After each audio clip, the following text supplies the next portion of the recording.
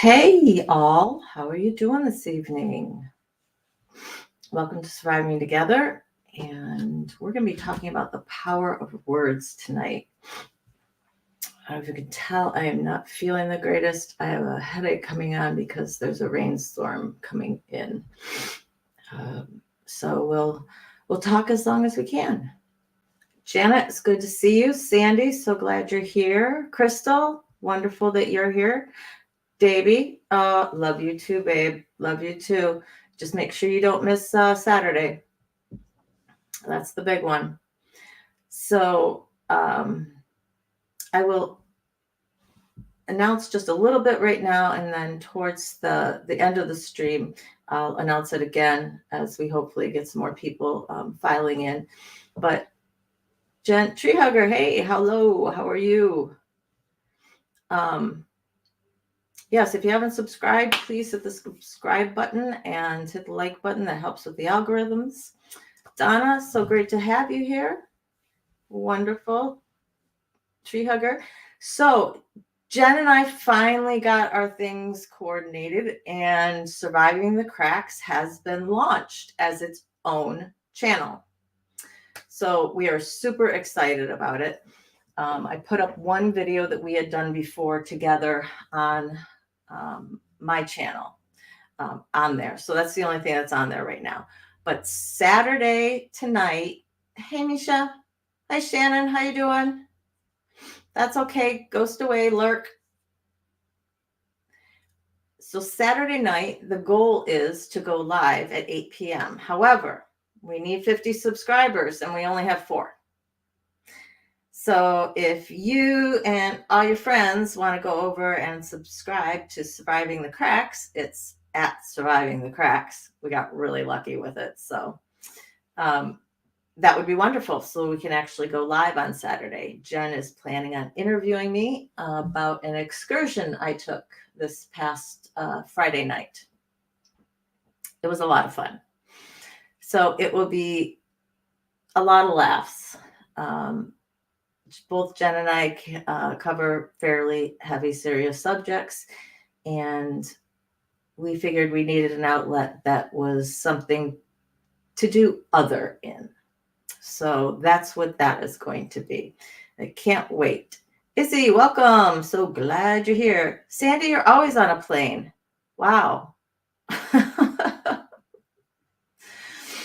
So there you go. Thank you, Davey. Yay, thank you. So tonight I wanted to talk about the power of words, and I wanted to talk about it in 2 different contexts. One, just personal to yourself. And by that, I mean the things we say to ourselves. Because words have power, right? They have the power to hurt. They have the power to heal.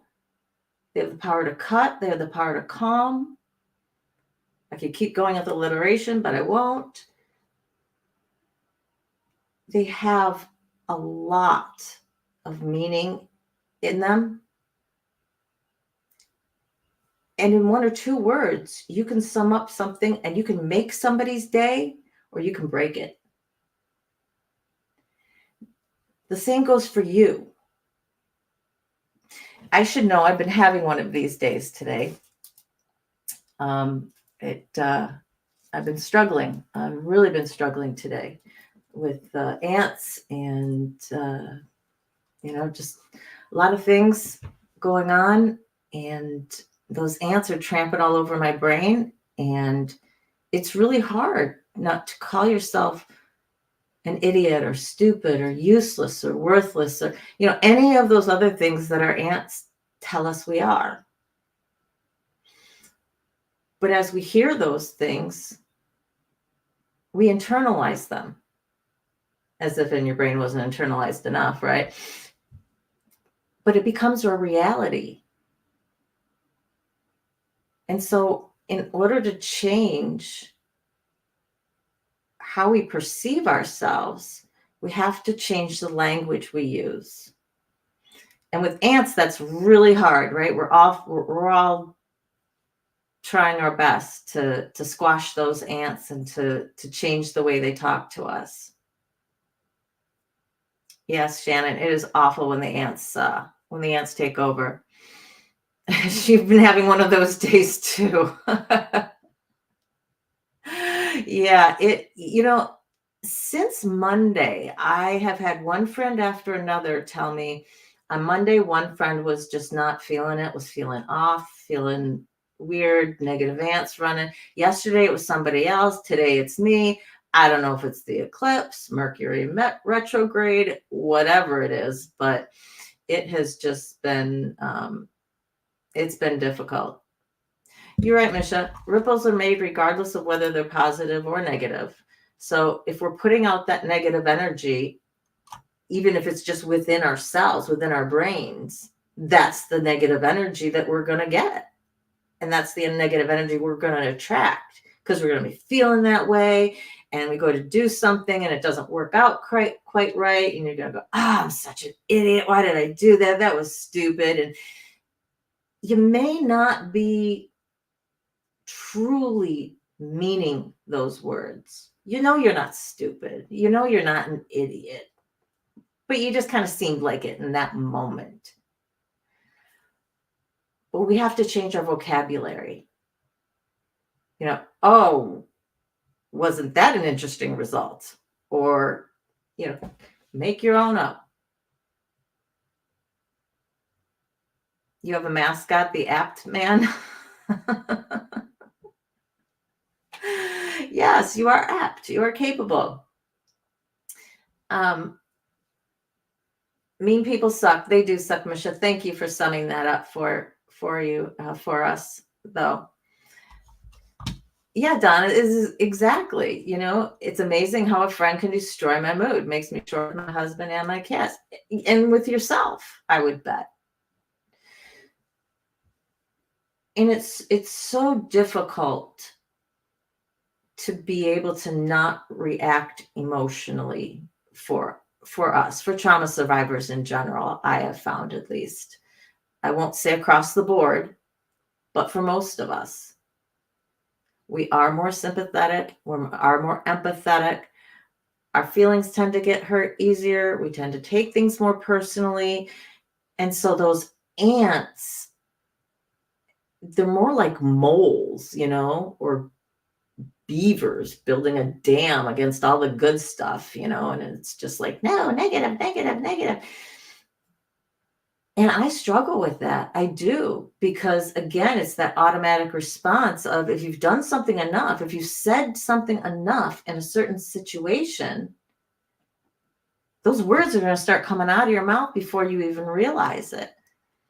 And I get so frustrated and so mad in those instances. And what I have to do is I have to stop, and I need to remember I have to change my vocabulary.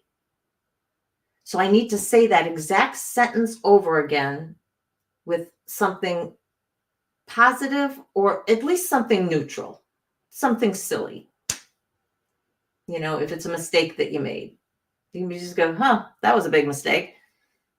Something as simple as that. But if we don't change the vocabulary, if those words aren't coming out of our mouth and we're not reaffirming those, it's not going to get stuck in our brain in that positive way. And it's not going to replace that ant that keeps telling us something different. So we really have to change our internal dialogue and how we talk to ourselves. Hey, Kristen, how are you? Hope you're having a great day. That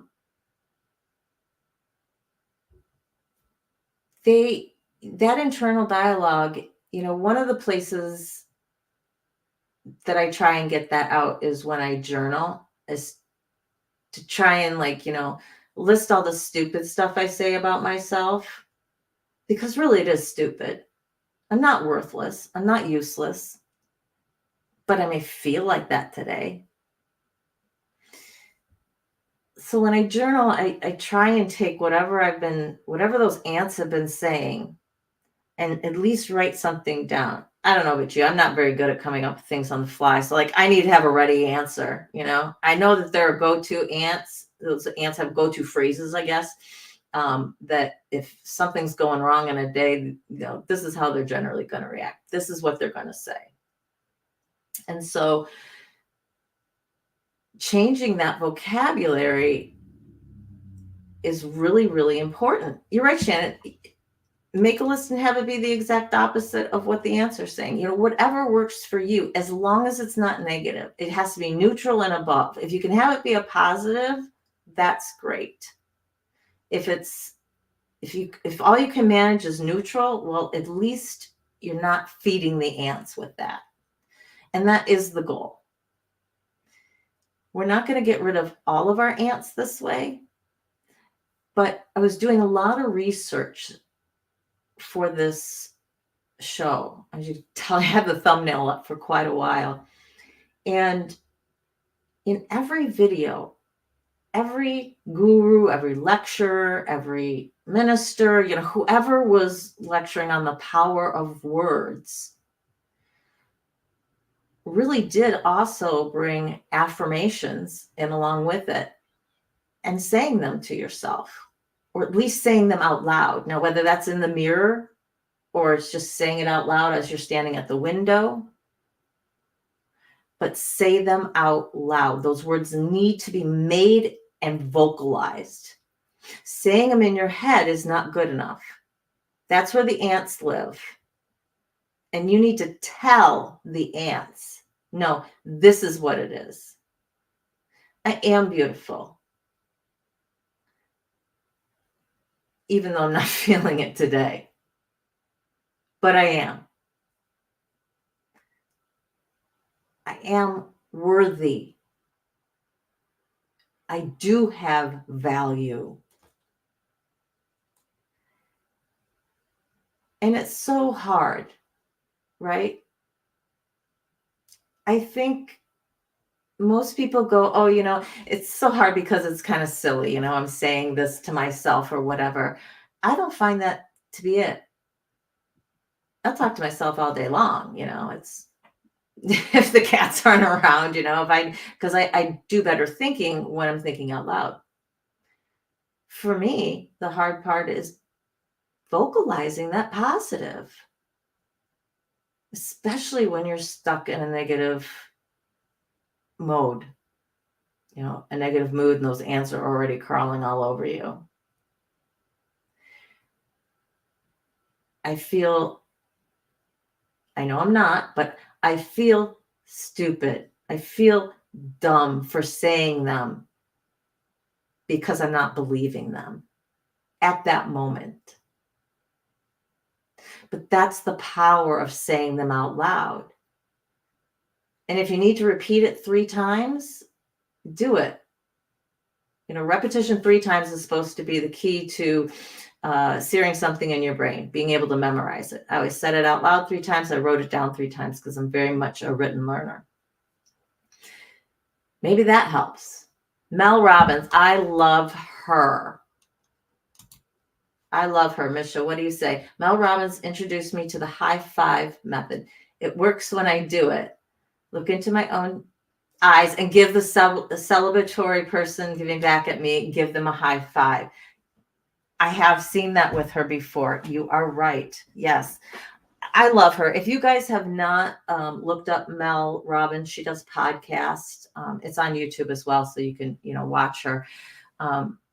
She's amazing at self-help stuff. And she always has some interesting people who she's pairing with, even though she's been doing this for a gazillion years, she is always wanting to bring in other people who know more or approach things differently. And it's, she's really amazing. Anyway, journal is a way to process things. Absolutely. For me, who is very much a written learner, in terms of any instructions, I need written down, or I need to write them down. If something needs to be put together, you have to show me. Don't give me written instructions because I won't be able to follow them as to how something goes put together. Then I'm a total visual learner. Oh, Sandy, your boss is into Melinda Robbins. I thought you said she was your boss. I was like, really? I was getting all excited. Jen Marie, what are you doing in here? I'm so glad to have you, but you should be elsewhere, aren't you? Donna, you doing affirmations, but then you ran into things you couldn't believe and you stopped. Yeah, it's hard. It's hard when you don't believe that about yourself, right? But that's when the repetition starts. I really, truly believe that's when the repetition needs to start. I'll tell myself again, you're beautiful. Even though I have broken out just nearly everywhere in my body and I have no idea why. And it could be stress, it could be hormones. We're blaming it on hormones. Who knew? Okay, good. Well, stop by and see us at the end, Jen, when you're done, if you are, and I'll pop you on and we can talk more about our joint project. I love that everybody's related. Everyone's getting their person. It's so great. You're a combo learner, Misha. You need to hear it and see it. Yeah. That's very common as well. And I'm so glad in the schools now that they've realized that there's a difference between visual learners and, written learners, oral, or people who, need to hear it. Other people need to see it, how does it work for you? And to be able to incorporate those. Some places do it better than others, but at least we're, I think, headed in the right direction with that. I digress. Anyway, those thoughts that were not good enough, we do have to keep repeating them until they become second nature. I have thought about putting something by my bedside that I can read first thing in the morning. Just a list of positive, silly affirmations. I call them silly because first thing in the morning, I'm not going to believe anything, but it's going to get my day started. And hopefully it's going to get my day started in the right way. And if I look at one of those and I go, yeah, right, those are the ones that I need to repeat. Those are the ones that I need to repeat. Those are the ones I need to write down as I'm journaling in the morning. And I need to pay extra attention to those. Because if those opposite ants get in charge of my brain at all, it's going to be so much easier for them to get their message through and to stick their pole in the dirt and say, nope, my territory.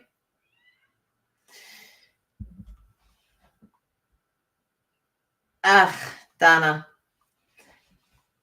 being a good cook and being overweight don't have to equate to each other, right? If it really bothers you, try to find the healthiest way to cook that still tastes good. And I know, please, I am not being patronizing at all. It's something that I'm horrible with because I'm a decent cook. I just don't do it ever. But I did have a friend who decided to change the way she was cooking. There were certain things she wasn't willing to give up. Real butter. She was not going to substitute margarine. There was none of that.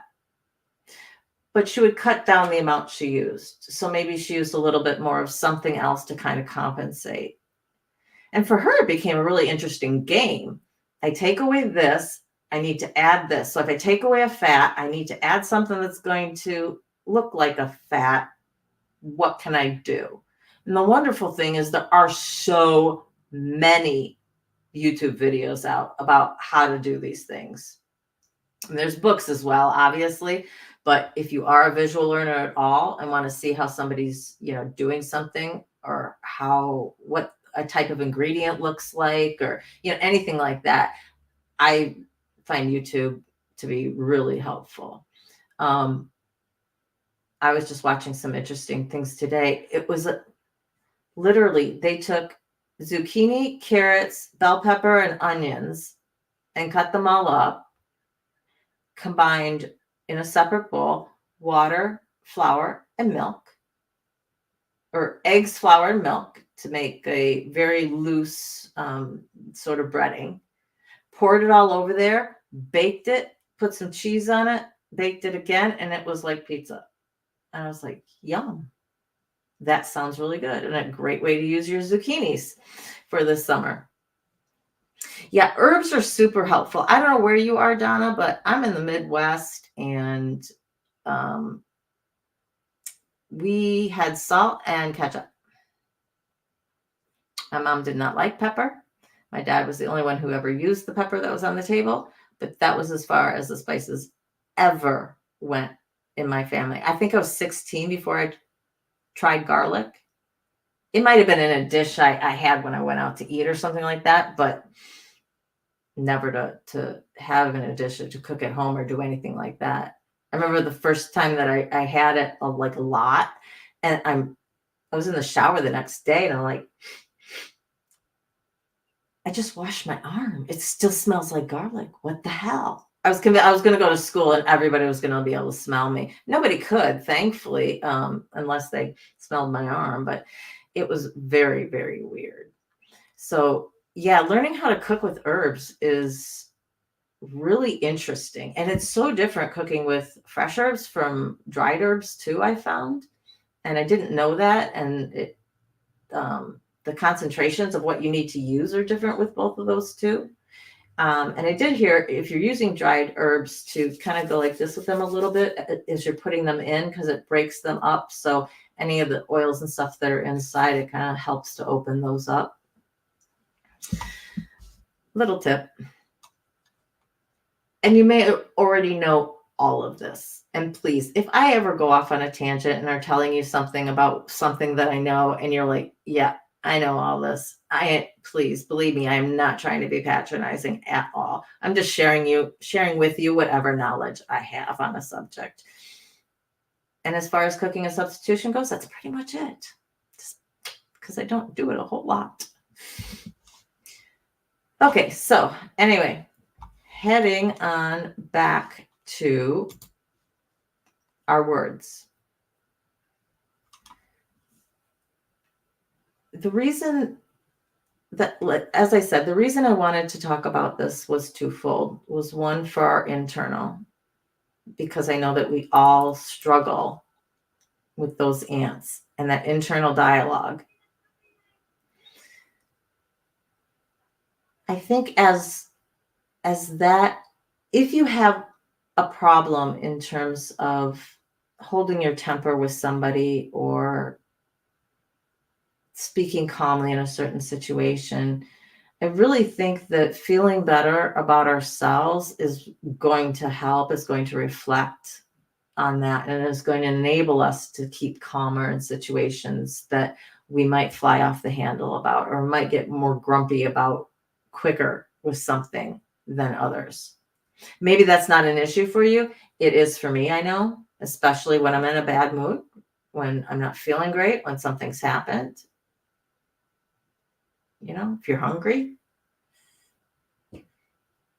Pennsylvania, that's right. Your ex-mother-in-law used to use only salt and pepper. Yeah. Yep, that was our house. And ketchup. You could not forget ketchup. Ketchup went on just about everything. Not for me, but my dad, definitely. My brother got into it somewhat. My dad's dad, everything. I mean, literally anything he had on plate he was eating, there was ketchup on it. Chow mein, didn't matter. Eggs, which I came to like that, but only ever occasionally.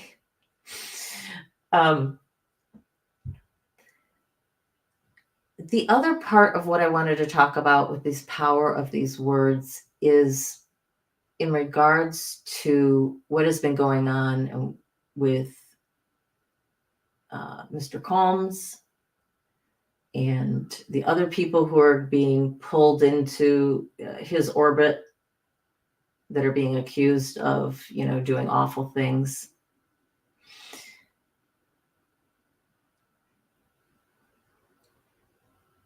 I was really struck when I was listening to the people who were actually involved speak, not the news, and not if anybody was reading from a document, but if they were speaking about a friend who had been taken under the wing by Mr. Combs.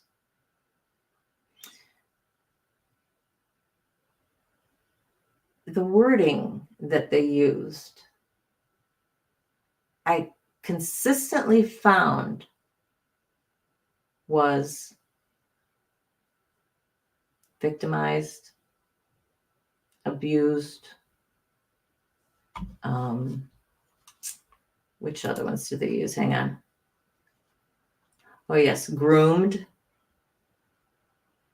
That was used a lot. Violated. Played the game. But they didn't say sexually assaulted. And I found that very curious. And as I thought about it,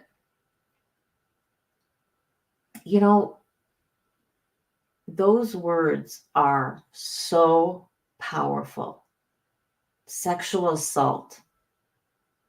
Because if they were going to use any part of it, they'd say maybe that they were assaulted. But normally no one's going to say I was sexually assaulted.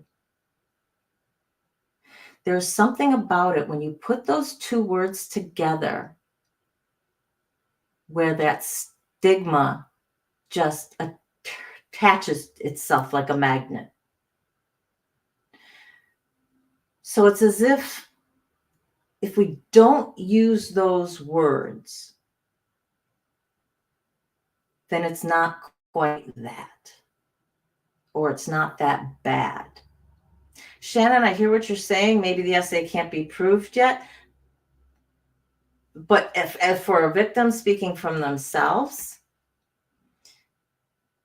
that is something that they would be able to say or should be able to say. But I don't think a lot of these people can say it.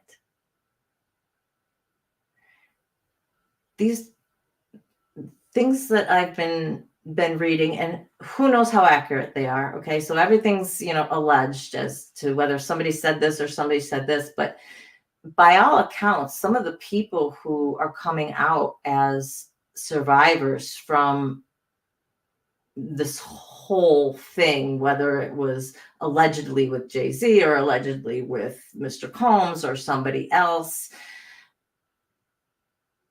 people around them have always said that they've had issues, mental health issues.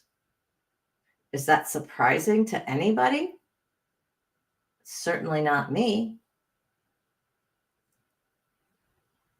You're right, Izzy. You watch people's face change when they use those words.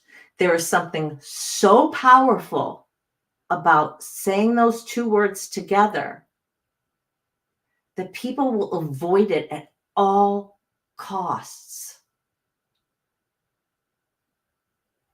For some reason, I've even heard people say raped rather than sexually assaulted. That I find really interesting. I don't know why people would choose one over the other. There may be some meaning for them in their own lexicon as to why it's different. In terms of power, I think it's switched a little bit from rape to sexually assaulted just because that's so much more prevalent now in our vocabulary, in our social vocabulary. But two, the reason being is because, like we were just talking on the last, was it the last one? The last slide? Yeah. Well, what is SA, right? What is it? It's much, much more than being sexually assaulted with a penetration. And I think when I start to hear details of some of these situations, and the people said, well, all he did was he pushed me up against a wall and he put his hand up my skirt, and touched me. That's a sexual assault. But he just touched me. It's okay. It's okay. No, it's not okay. It's not. If we don't start using the vocabulary, we are going to continually minimize what it is to be sexually assaulted. Honestly, I was speaking to somebody this morning. I haven't spoken to him in about 6 months. Older gentleman, I think he's maybe 55, somewhere around there. And I mentioned that I had launched my channel and what it was about. And he said, oh, that's interesting. He asked me if I had ever been in that situation. It was very awkward. He wanted to ask it, but he didn't really know how, and he didn't know if it was appropriate. And I'm like, hey, it's okay. It's okay. Yes, I was, as a child and as an adult. I said, it's about power and control. He said, really? I said, like, yeah. He goes, I thought it was like sex, like the outcasts who couldn't get a girl. No. So here we are in 2024, and somebody who lives in a major city in Australia, and this is their belief on sexual assault.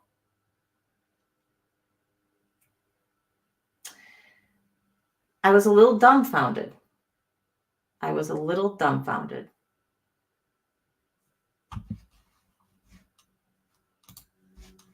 As I said, I've said, okay, it's okay a lot to minimize what happens. If I say it's okay afterwards, I wasn't victimized, right? Exactly. It's a way to put it in a box and pretend it either didn't happen or it wasn't as bad as somebody may make it out to be, right? Because you're only going to give it this much.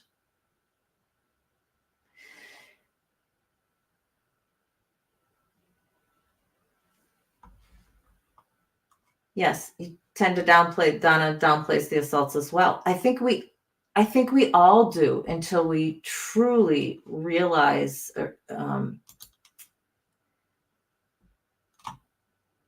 the power that we can take back by saying it aloud.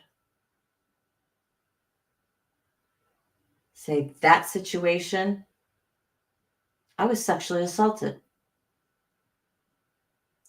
Maybe he only got his hand up my skirt, but it's still a sexual assault.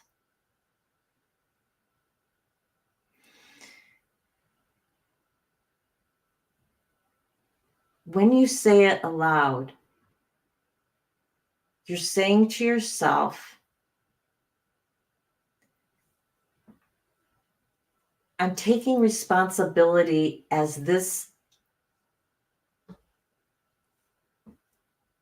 How do I want to say this? This is a part of me. And I'm recognition is probably a better word, not responsible, but I'm recognizing that this is a part of me. And this is something that happened. And this is the trauma. This is the traumatic event that I've been dealing with, the trauma that came out of it.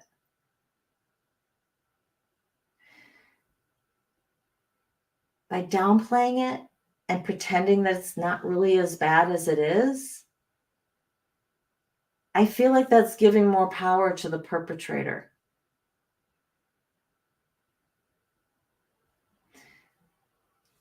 That's me. That's how I feel inside about it. You may feel differently, but I do 100% firmly believe that by us talking and talking out loud to ourselves or to another, if you're journaling it, if you're writing it, say it as you write it. Remember, I always said, tell somebody, right? Tell someone. It can be yourself, but say it out loud. For some reason, when we say it out loud, our brain makes it real. It's like it's more tangible then if we say it out loud. It's out there. If somebody were to walk by, they could have heard. Now it's out there in the universe. And I don't think we can truly heal from that trauma until we take back that power. We take full control over what that situation was, and we call it what it was.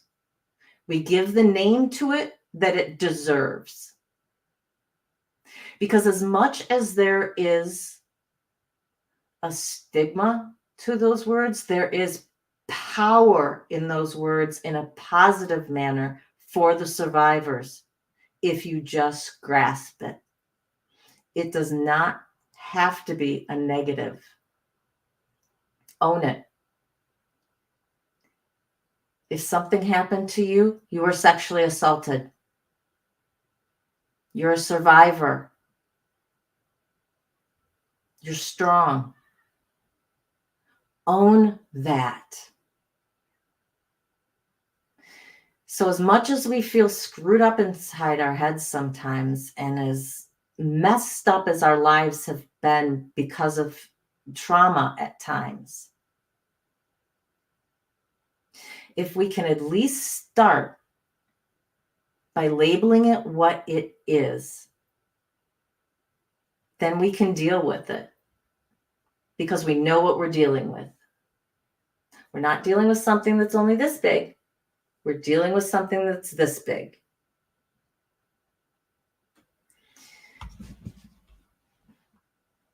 Kristen says, I feel that saying something out loud makes it real. Yeah, it does feel like that. Jenna, it's like when you say okay, it's like the person's reaction is more important than the fact you revealed something that happened to you. We shouldn't feel responsible for others' feelings. Yeah, that's true too. I don't think I thought about it that way. But we certainly all, I believe, or at least most of us, have had the experience of disclosing to somebody and just having that look of,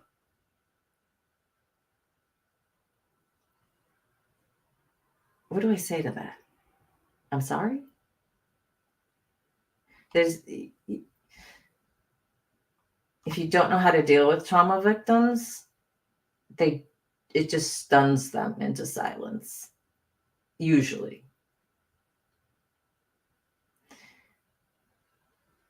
So, especially in your initial disclosures, choose your people wisely. That's why yourself and a professional therapist are the two best people to start with. If you're going to tell somebody else, think to yourself how they might react. No, you are not responsible for their feelings. But we also know that we tend to soak up those feelings. And if somebody reacts poorly, that's difficult to take. So just as a protection mechanism, think about who you want to disclose to. Think about how they might react.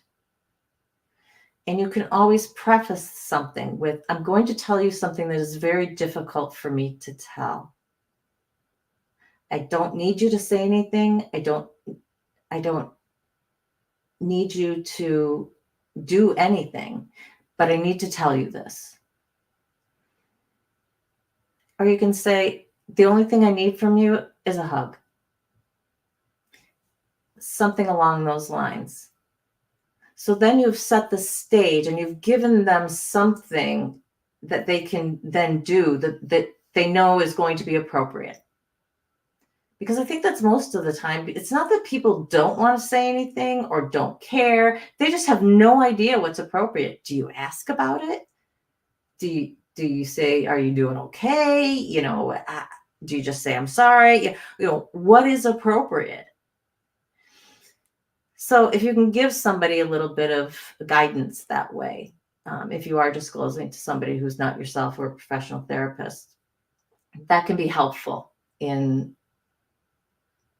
keeping things as even-keeled as possible. And disclosure is something else that, it's a whole topic in and of itself that we can spend a whole day on. Misha says, or Janet, you're right. It's okay to say to someone, I'm sorry, that's terrible. I'm sorry that happened to you. It's not your fault. All of those things. And we definitely need to be saying those things to ourselves, right? We have nothing to forgive ourselves for because somebody else did that to us. But we do need to acknowledge that it wasn't our fault. And that's why we don't have to have guilt and we don't have to have shame. And the people who put that upon us, that's on them. They have a warped view of the world. We need to stand tall. And we need to say, yes, this happened. But I'm really no different than the next person. They've got their traumas and tribulations and things that they've gone through too. So that stigma means nothing. It doesn't. There should be no stigma. Again, because if we can talk about it, if we can say those words consistently, we normalize it. And when you normalize something, the stigma, the negative connotations go away. I'm real hopeful for the generations that are coming up that it is becoming more second nature for them to use those words. I hear it with my friends, my son's friends a lot, which is really encouraging. And I often trap them in a corner and ask them about things like, what are your friends saying? What vocabulary do they use in regards to this? How do they do this? So like, I don't know. Anyway, I give them grief sometimes. Misha, I wanted to read your comment. Self-acknowledgement, recognition, validating versus self-hatred and powerlessness. But if we don't use those words, then we don't have to consider the possibility that it was us that it happened to. Yep. It hurts so badly. Every time everyone says something, you are safe, no judgment, then you finally break down and tell that one person you thought you were worthy, and they take your struggles and do the same thing as all that pain all wrapped up once, crushing and confusing. Yeah. That's why disclosing can be very scary, because we don't know how somebody else is going to react. So my best advice is to give them a reaction to have. How the conversation goes from there on is up to you.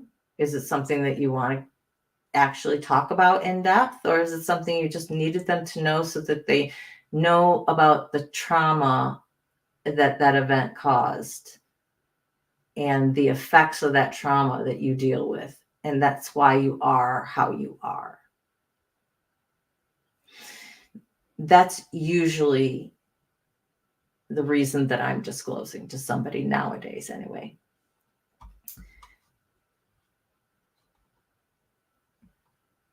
Cosmic, lovely. I'm so glad you're here.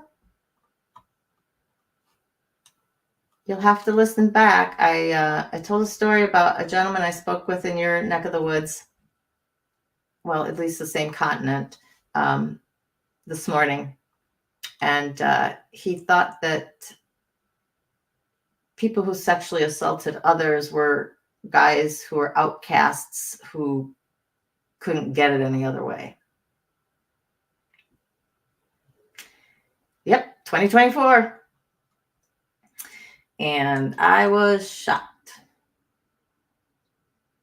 But that's why we need to talk. That's why we need to say this. This is why we need to educate people. Because I think when you start talking to people, you're going to find that this is not as uncommon of a myth as you think it is. It used to be much bigger, granted. And I think in general, most people have gotten the memo that it's about power and control, not sex. But obviously not everybody. And so we keep hammering those points home.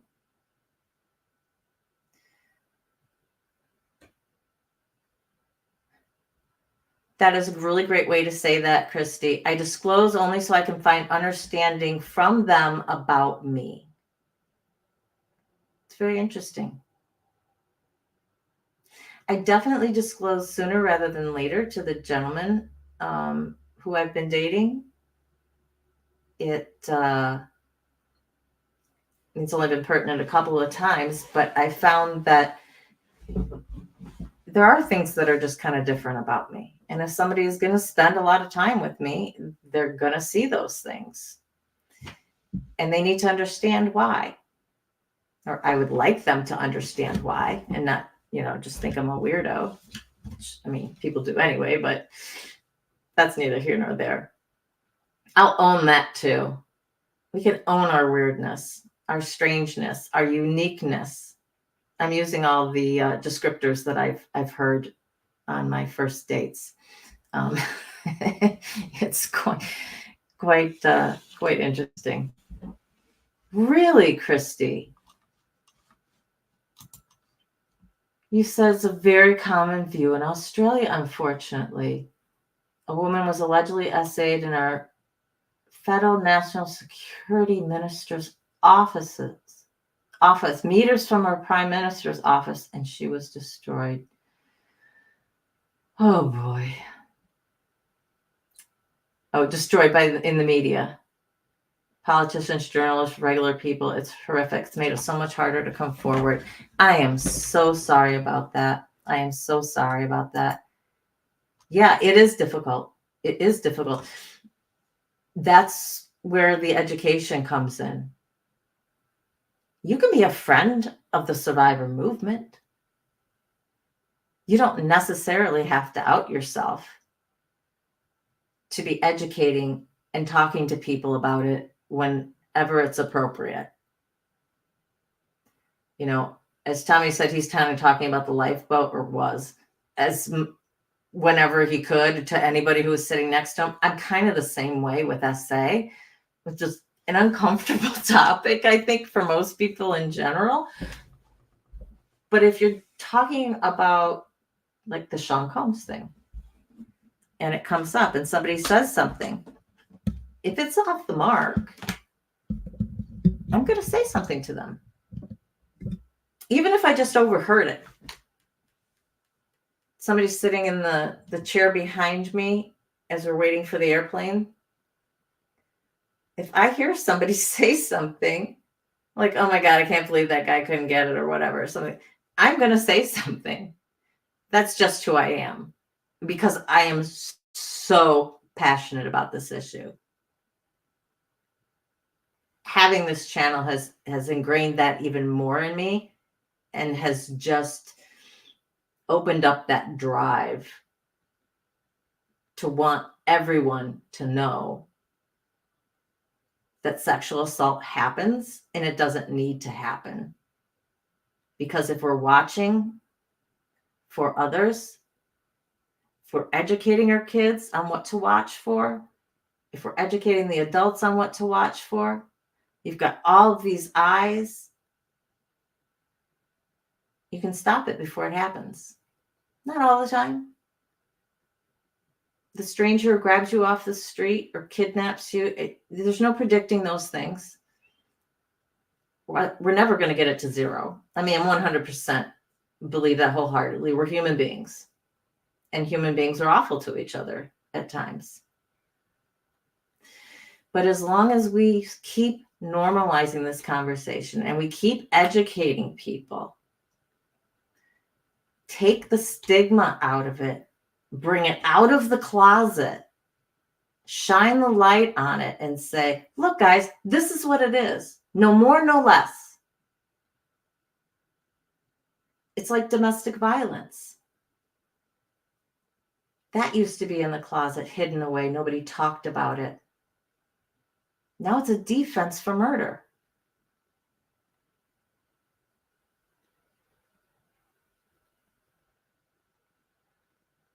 It was the first really to come with that. Now, there's other situations now where the justification people are using, different kinds of abuse. But I think it really started with the domestic violence. And nowadays, if you hear about that, our sympathies go to that woman. And I think majority of people aren't saying, well, why doesn't she just leave?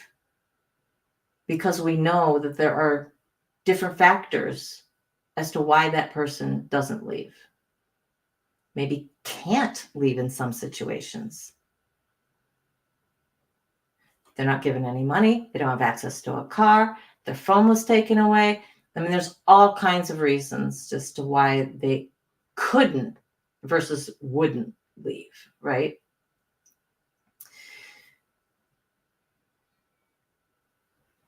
Same sort of thing with sexual assault. We keep talking about it unashamedly. That is key. Because we do not have anything to be ashamed of. We did nothing wrong. Nothing. I don't care how slow the grooming process was. I don't care if you said yes to it when you were 6.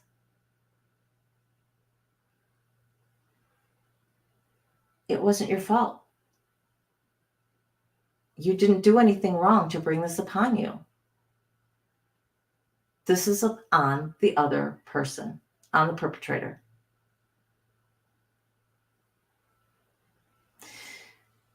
So if you have a friend who reacts poorly,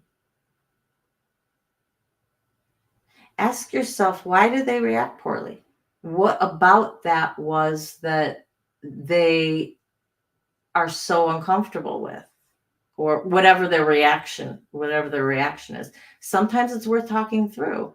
Other times you may find, well, I kind of thought that person was a friend, but if this is what they're going to believe, even after I'm educating them on something, then this is not going to be worth putting my energy into, this friendship. And again, obviously those are so individual situations.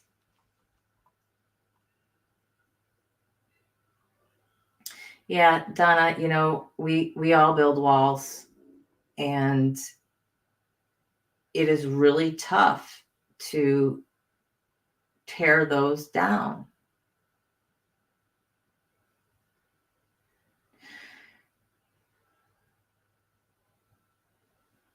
I won't tell anybody else that by speaking out, by educating, by doing anything similar to what I'm doing or the way that I'm doing it is going to be helping you. I know that it's helped me.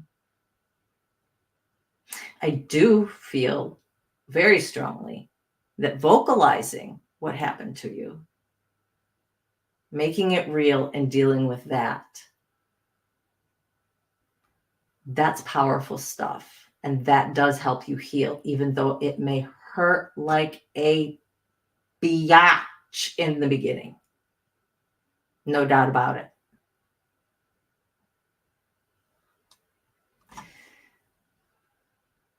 but you've owned it. You said, this is a part of me. I can't get rid of it. It's part of my past. It's something that happened to me. And I have to deal with it. How do we deal with that? Are we going to deal with it by negative coping skills? Isolating ourselves from the world, drinking, smoking, any of those things that we've talked about.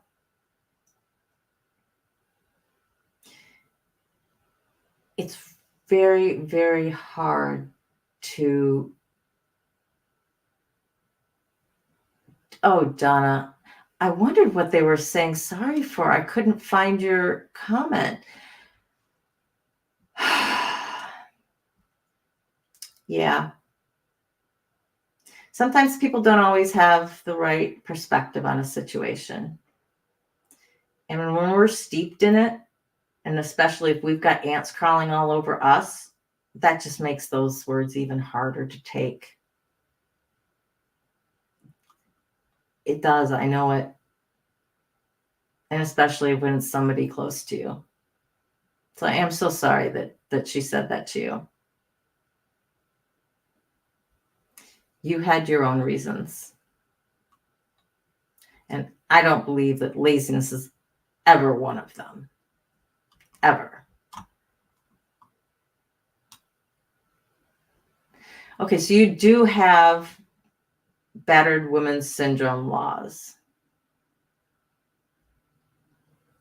Okay. Not sure how you feel about it. Consequences should be a thing.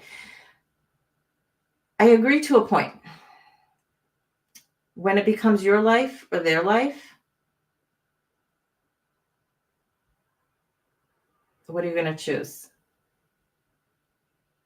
There's some places I know that have allowed it as a defense, but it will only take murder down to manslaughter. So it could be voluntary, involuntary manslaughter. So it's going to carry a much lighter sentence, under the 10-year range usually. There are certain circumstances where people have invoked it where I have had an issue, to be honest. And it's from some trials that I've seen. So I've seen the police reports. I've seen all the background information, all the stuff that doesn't make it to court. And it really makes you think sometimes. It does. However,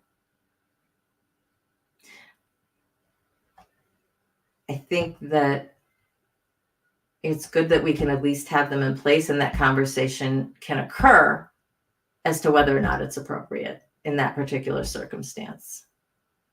So at least everything gets looked upon individually, as it should. And that's all I'll say about the legality of that.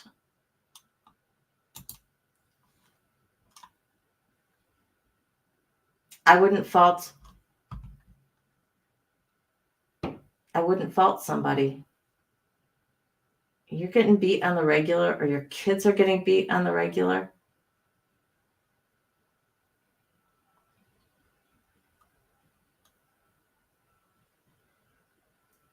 I don't know what I'd do. Honestly, I don't know what I would do. I was say what I would have done. I have never experienced that level of violence. My mom kept that away from us. My dad would have only used a belt for spankings, but I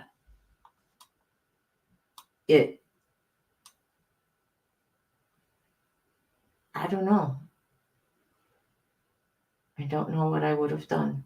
I know that I'd do anything to protect my son.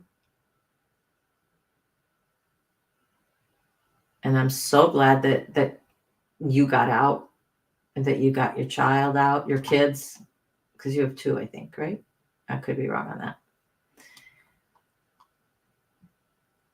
You're right, Cosmic. Absolutely 100%. It's a part of us, but it doesn't define who we are as people. No, we are much more than that.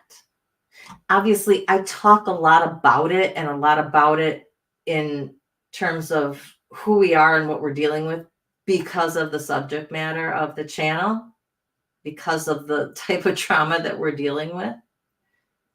But that's always a good reminder to have. We are more than that. But that piece of it that we are, stand tall, own it, put the shame where it belongs. And it's not on you.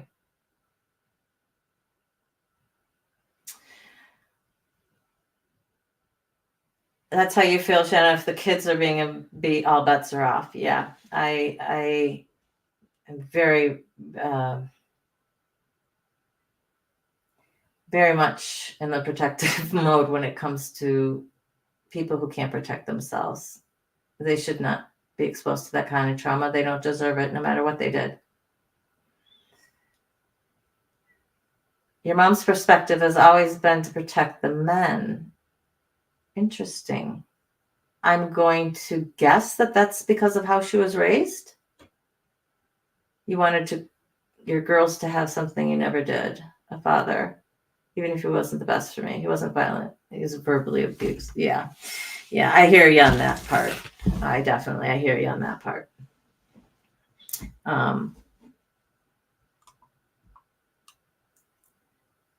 Wanting my child to have a father who was there was one of the biggest reasons that I stuck around in my marriage for as long as I did, because as difficult as it was for me, it wasn't really affecting my son.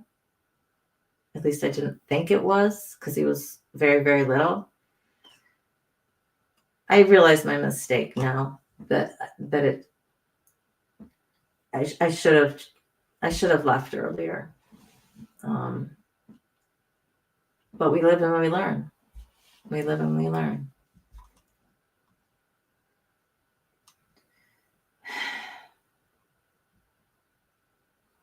Oh, cosmic. I'm really sorry that things are that messed up down there.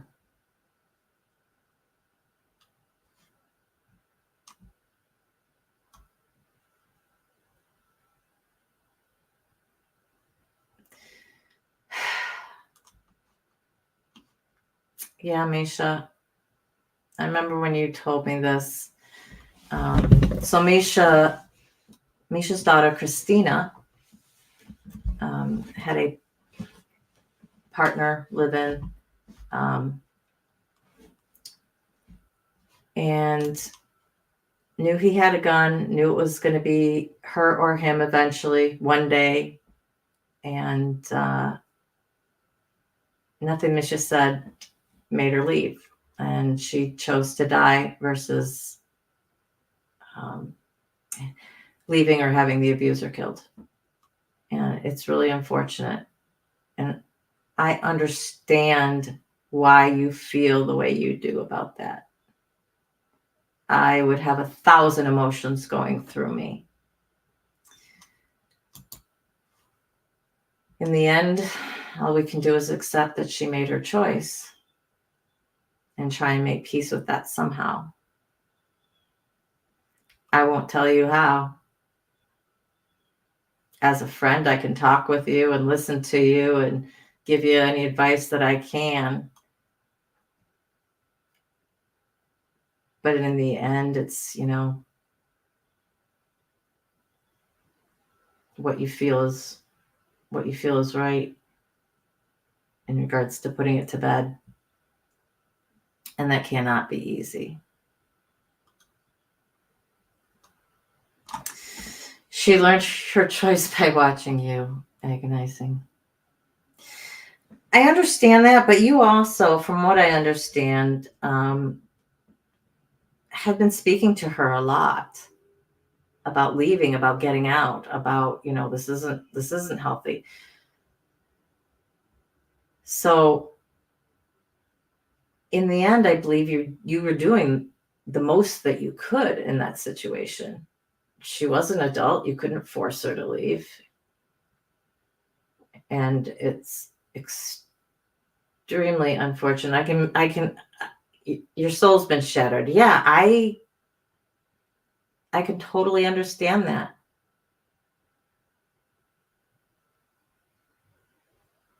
Okay is relative, Misha.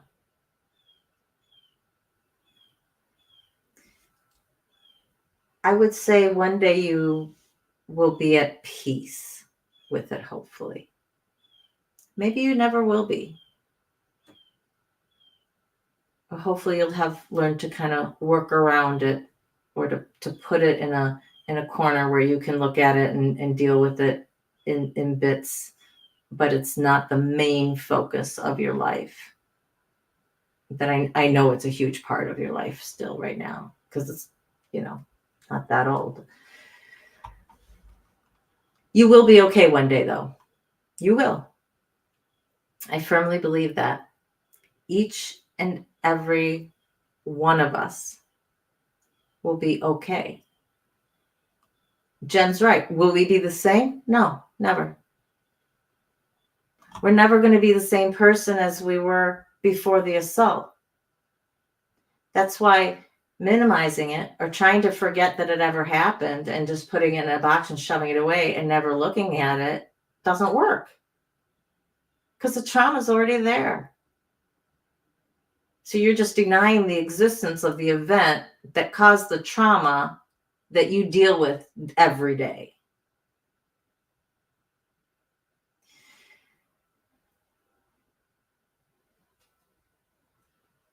It's going to be a struggle. It's going to be a struggle, Misha. I've had parents who have had to bury their children, and it's never easy for them, even 20 years down the road. But eventually they found a way to move on with their lives. And I think with connection, this is going to be huge for you. Because if you're isolated and you're not talking to people, all that stuff has nowhere to go, right? But if you can connect, and you can connect with other people who are dealing with similar things, I don't know if you are, but I would encourage you to find a support group of people who have lost children, because only they can understand what you're going through. I cannot. I can only imagine. I'll never be able to understand that unless, heaven forbid, I lost my own son. So as much as you're part of this support community and part of the Lifeboat support community and some of the other ones, I really, really, really encourage you to, if you haven't already, to reach out to people, parents who have lost children. There are also parent groups who have lost children to violent acts. There are support groups for them.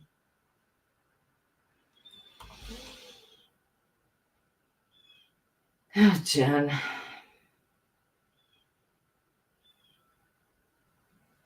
Yeah.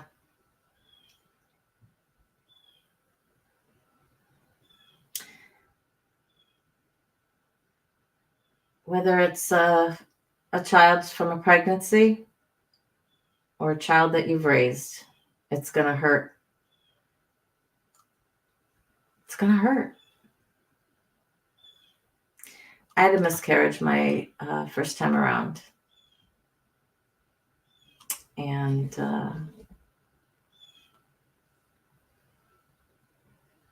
it was fairly early on, so it was easier to deal with. But it was a planned pregnancy. I was 33, so I knew I was getting up there, and really, really, really wanted that child. And I had to go alone to the hospital. And that was hard.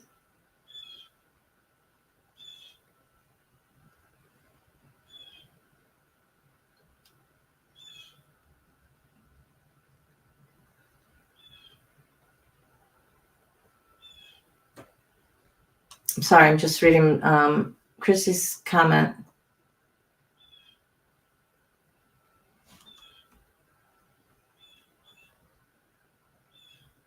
Yeah, I kind of get what you're saying here.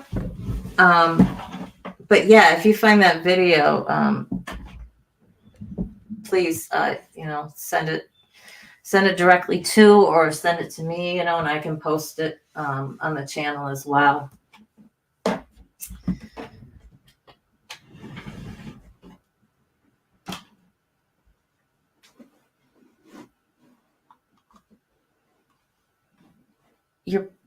Your picker of who?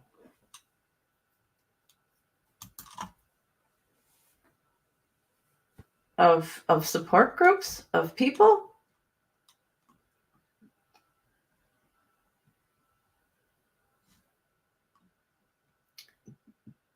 Jen, my heart goes out to you.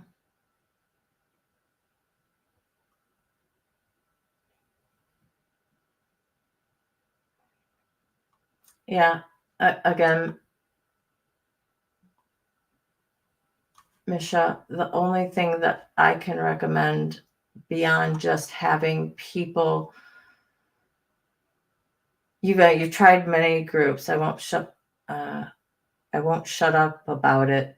Just get knocked the heck down way too easily. Well, in the grand scheme of things, this is still pretty new for you. Truly. You haven't even made it a year yet. So I don't doubt that it's excruciatingly difficult for you. And it's going to be that way until it isn't.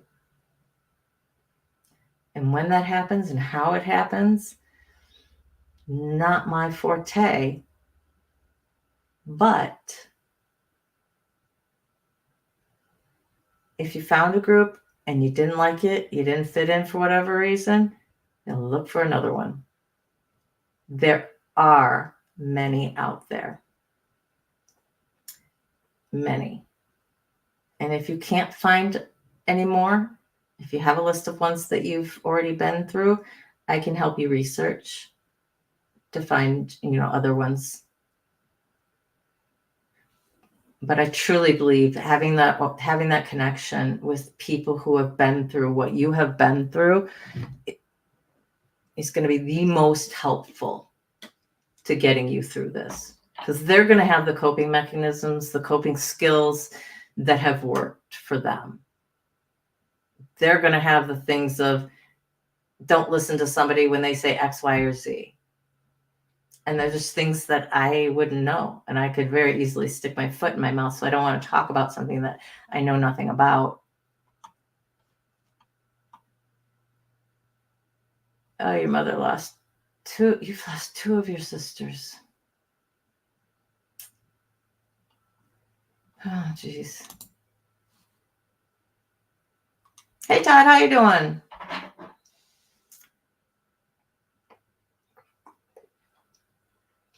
No worries. You can go back and listen to what you missed.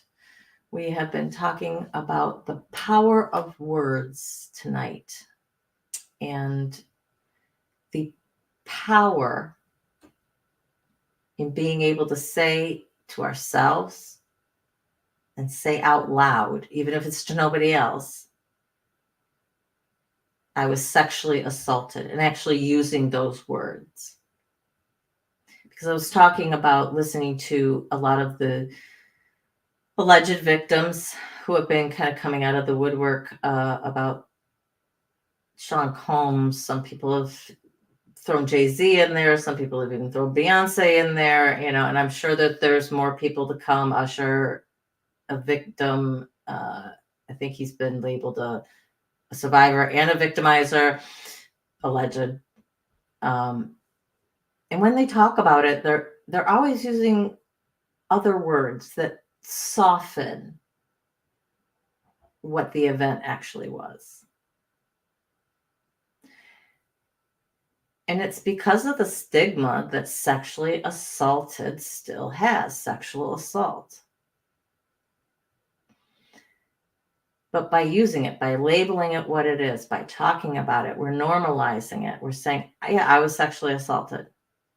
Not, I was victimized. I was abused.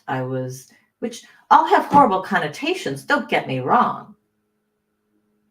But they're not the words that have that same stigma attached to them. And that's what we want to remove. We want people to be able to talk about their situation and not have others look at them differently. Right? We're just like anybody else. We've just had a particular traumatic event happen to us. My neighbor was in a horrible car accident, very traumatic. Doesn't want to drive.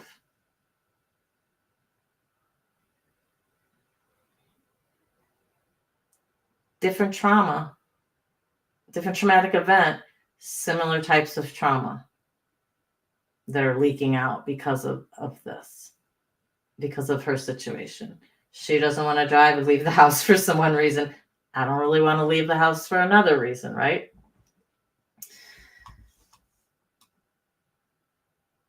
Oh, no. Okay.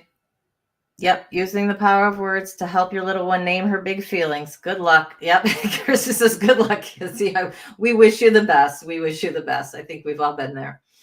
So more power to you.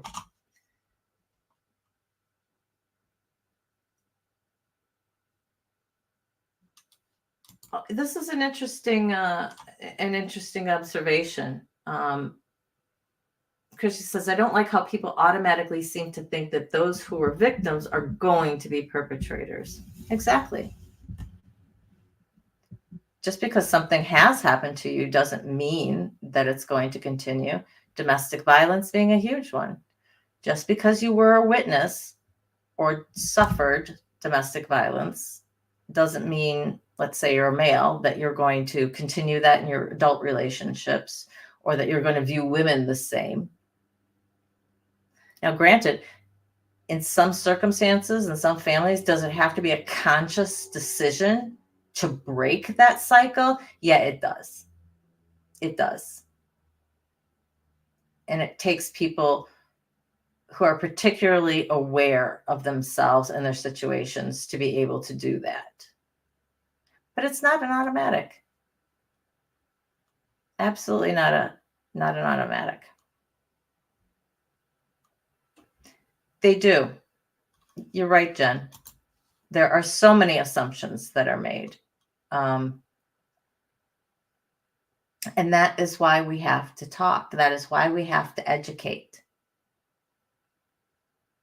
It killed me talking to Nabi today and hearing him say what he thought the perpetrators were. I was just dumbfounded. I was kind of like, wow, still, really? We're not past that?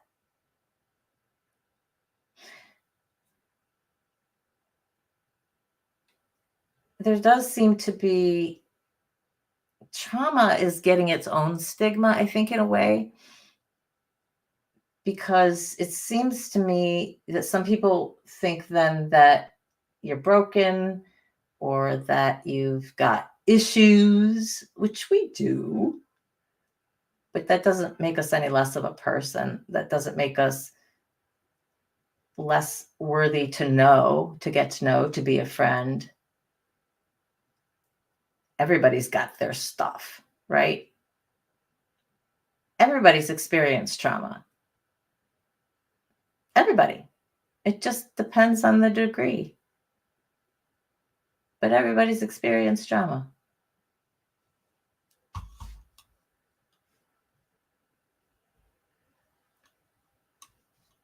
Yep. It does not make us unlovable.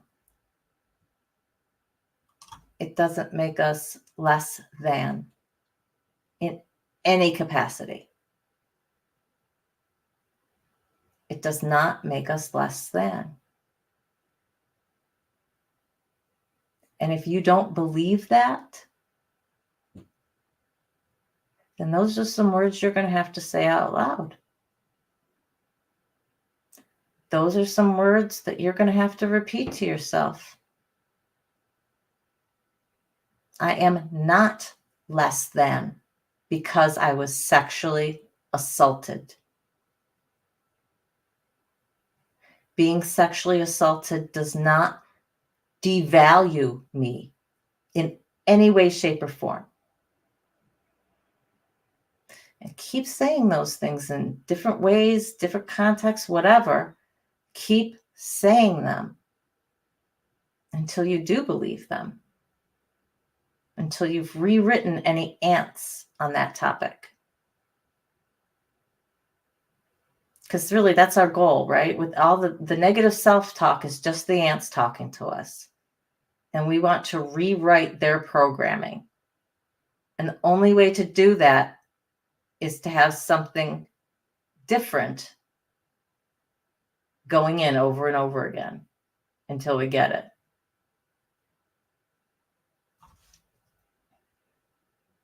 Oh, I got the wrong coffee. I'm traumatized. You know, that is very traumatic for some people. If I got decaf instead of regular, I might have a meltdown. But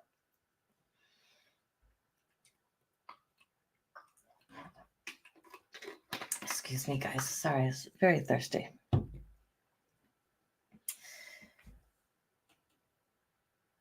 Yeah, you're right. I laugh and I make jokes because we're among friends. There are certain issues, I think it almost became vogue, you know? Oh, yes, I have anxiety.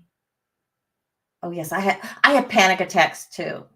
How do you feel? Oh, just, no, that's not a panic attack, sweetie. You know?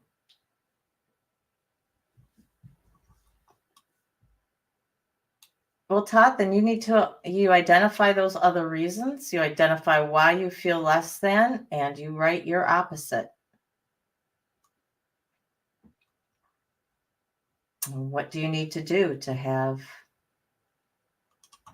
that to be true?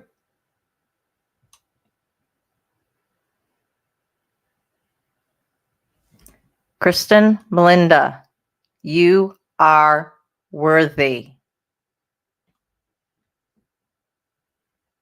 So let it be written. So let it be said. Or is that vice versa? So let it be said. So let it be written. Can't remember which one. But I have decreed you are not less than. So there you go. I don't have a medal for you. I would if I could. But definitely, no, you are not. Janet says this gets back to the power of words. Using these words flippantly diminishes the true meaning of the words and experiences of those who actually can claim those issues described by those words. Yes. You know, and it was interesting. I was listening to somebody who was talking about raising children, and they were talking about the power of words and how we say, you know, oh, don't you just hate that? Well, do you? Do you really hate it? And I tried with some of those words, you know, some of those things that we use and we're blowing them up and things really aren't that bad, but we're doing it anyway because it's become part of our lexicon, right? It's just the vocabulary that we use, and everybody knows you don't really hate it, right? It's just you really dislike it. Well, why don't we say I just dislike it? No, we say I hate it. And hate's supposed to be the most powerful dislike there is, right? Absolutely abhor. So choosing our words carefully. I catch myself occasionally on some things. I cannot think of another example right now, but yeah, there's other things like that. Googleology does not a doctor make. Wait, didn't you stay at a Holiday Inn last night? Oh.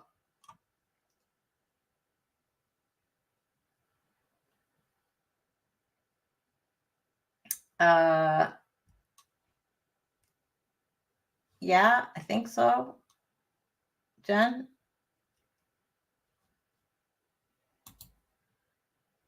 Yes, I can. But I don't know what you want me to do. Do you want to come on?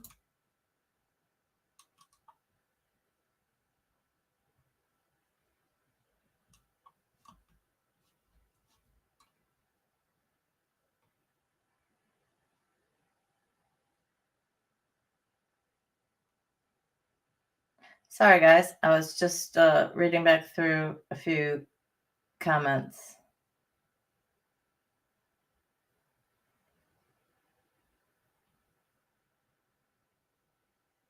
Yeah, we Jen uses the word nothing instead of hate. Or you just don't use the word, period. I think maybe that's what you were trying to. Oh, autism is the new one that everybody has. Yes, neurodivergent.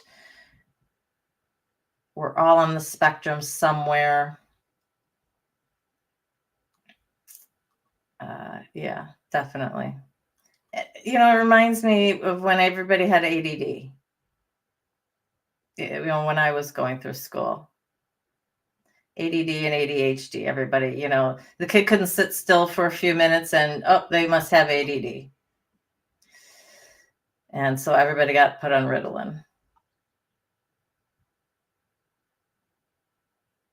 So, Jen, okay. I didn't see your thing. Let me share this.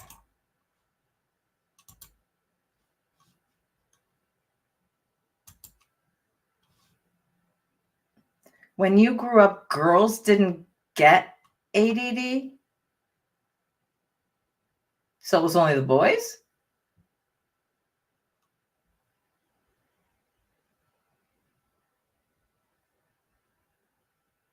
Oh. Hey. Hi. Okay, my earbuds aren't working in here. Look at you, beautiful. In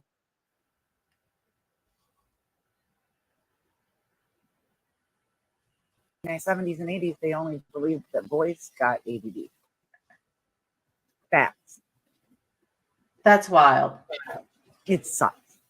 I was still taken out of my advanced classes in 3rd grade and put in special ed, just like all the boys that were. It was just me and a bunch of boys and a couple other girls that were super hyper and couldn't pay attention or sit still. That's really interesting. Hi, Dana. You know what I will do is I will try and play our intro for our outro because I was a little late getting on. So I just want to show everybody a couple things really quick, and then we'll get on. So Mary Jones, our Mary Jones, blessed to crochet Mary Jones, made me this beautiful bandana, knit bandana scarf, and this was the t-shirt. This is the Eclipse t-shirt she was talking about that I love.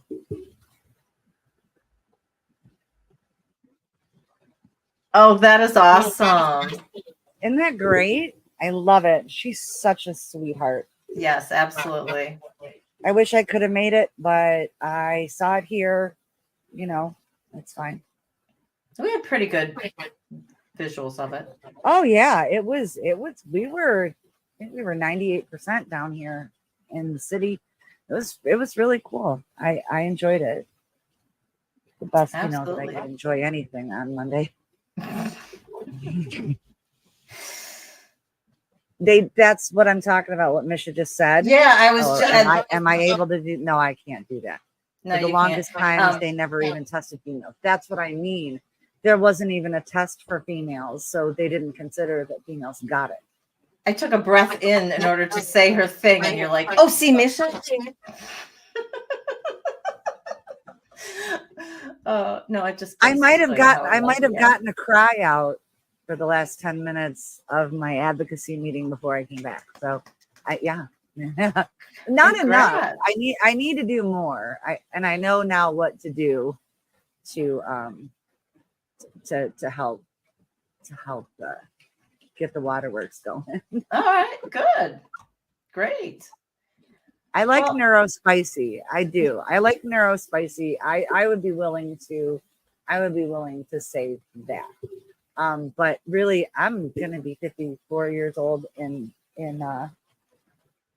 June, and I don't need any more diagnoses. What I need to do now is focus on the this jacket's not good. I need to heal. I need to heal more, and I need to move forward. I need to continue to unpack everything with my trauma therapist about my troubled teen industry programs and realize that there's actually not anything mentally wrong with me. It was trauma that cracked me, starting from a very young age. Yeah. It is beautiful, right, Janet? She's so talented. I could never make a bandana scarf. Oh, heck no. I was gonna wear it, but it doesn't match, and I have a serious problem with wearing things that don't match. Well, I wanted to bring Jen on because I make her feel better. I'm kidding. Exactly. No, you do. I'm gonna have to go soon because my head's getting a little poundy. Because we're gonna get headaches now. Did you eat? We're gonna get a rainstorm tomorrow. Oh yeah, that's right. Yeah. So I don't know how I'm gonna wake up. Everybody, look. This is what a hot flash looks like. See how I'm all and red. This is a hot flash. That's why the sweatshirt came on. Yep. And I'd stick my head in the freezer if I could when I have one. Yeah, it's my place. It's on the other side. Yeah, exactly. It's at the other end. Yeah, it's all right. Misha says she needs labels for your labels. Don't worry, Misha. My issues have back issues. There you go. Backup dancers too. Well, just another lost talent.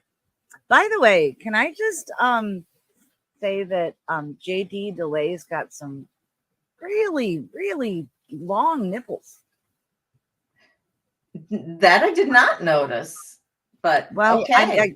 It's kind of hard not to, since he wears a shirt that what is he, a wrestler or something? Who is this guy? He's ex-con. Oh, he's an ex-con. Well, still, he's got, he could cut glass with those. I don't care. It's fine. Right. But, just an observation. Just an interesting observation. That's all. Yes, he's not an Axel fan, but he did that allegation justice. He's fair, and that's what I do like about him. I mean, there was a couple things I thought about that I was like, for a second, I was like, well, maybe I'll in the comments I'll correct him on a couple things, and I was like, why would you out yourself like that? Just shut up. Yeah. It doesn't. He's some rando on YouTube. I don't care what he thinks about Axel. That's not my job to defend Axel. Right.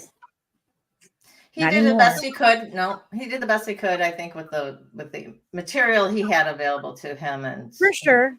Yep. The best. Just context, right? Like certain things being left. Like the whole thing with the penthouse pet, that was spot on. That was. I mean, I agreed with everything he said about that. Clearly, I know some things, so there are some behaviors that are true, but like the thing about him and Aaron, like that was a mutually abusive and drug-induced and abusive relationship. Right. And when she sued him, that was Stephanie Seymour that went after him and asked Aaron to join her in the suit, and that guy didn't mention that. But again, it's really not that big of a deal. If they don't drop this case, on Axel, they're, then she's going to lose, and then he's going to sue her back, and then he's going to win. Yeah, because she said in her memoir and a documentary that it was consensual, that she wanted him from the second she saw him, and then all of a sudden, with 2 days left, yeah, right, she decides to file this charge. No, yeah. I'm not. So for you guys who are wondering what in the heck that we're talking about, Axl Rose has been accused of essaying somebody. It was a lawsuit. A penthouse pet named something Kennedy. Yeah, I was gonna say Kennedy is all I remember. But care JD about her DeLay was covering it today, this afternoon, and I knew that Jen might be interested in that, so that's why I mentioned it to her. But I wanted Jen to come on because we, as I mentioned briefly in the beginning, we have finally gotten our act together, and we have a channel. We do have that. We do have a channel. It is a work in progress. We have a logo for now, kind of a placeholder. I'm really not good at this. I know, exactly. Oh my gosh. Misha made us an absolutely there you go. An absolutely beautiful picture that we'd love to use for his logo, but it's the composition isn't going to work for the roundness. I thought maybe we could work for a banner. That's what I was thinking of using it for. Perfect. Well, listen, Todd. Oh. Steven Tyler adopted a 14-year-old girl so that he could be with her. Wow. So I got nothing. They can go after Steven Tyler all day. Ted Nugent did the same thing. But then you're going to go after every rock star from the 60s and 70s because a lot of them didn't even know how old the groupies were. And I'm not making excuses, but the groupies in the 60s and 70s were teenagers. And honestly, no way what. Probably about the Steven Tyler Shannon comment. might not have known. I forget about the delay. Yeah. It Oh yeah, you didn't know that, Todd? Yeah, I've known it for years, but people like Sharon and I, we pay attention to this kind of stuff. And I worked in the music industry for a long time, so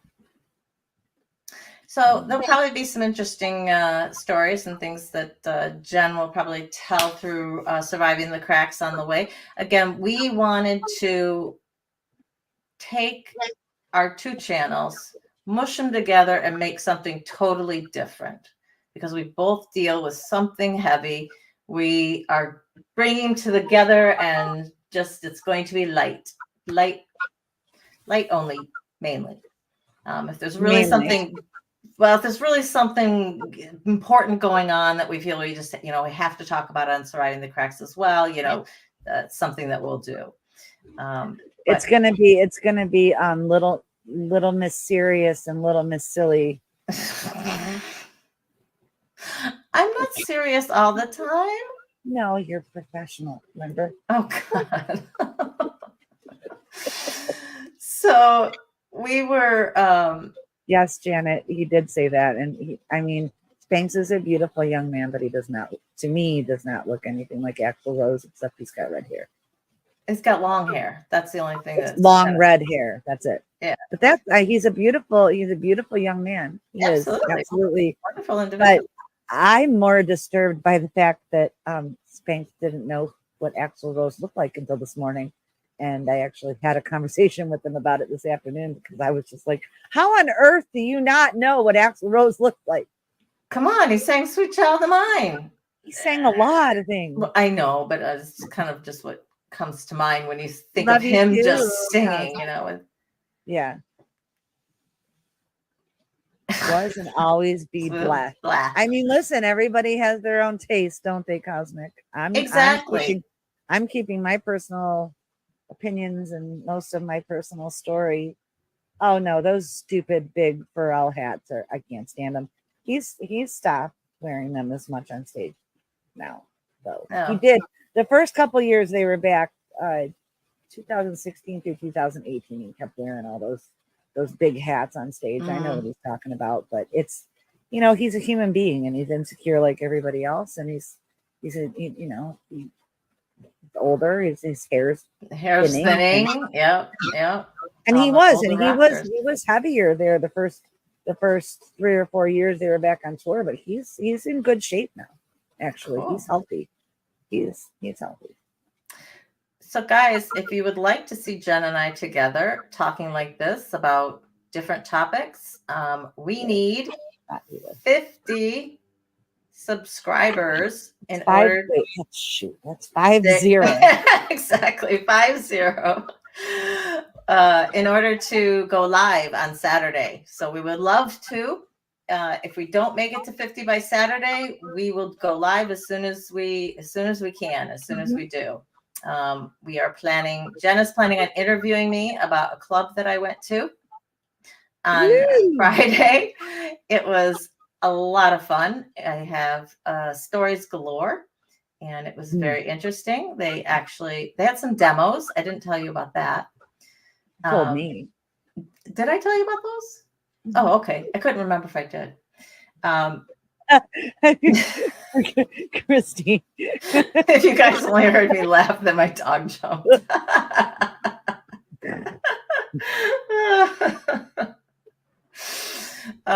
So yes, tell your friends, have your friends tell your friends. We need 50 subscribers so we can go live on Saturday. The plan is at 8:00 right now.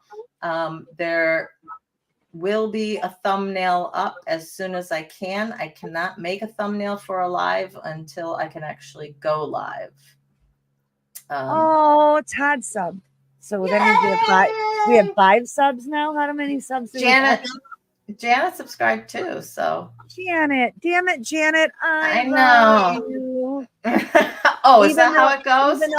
Well, no, actually, it goes. Damn it, Janet. I love you. Oh, I learned it differently. Well, I mean, you could do the movie version or the theater version. Yes. No, depends. The movie version. We have 8 subscribers. Oh, and that's smart. You put that video up there. I love that.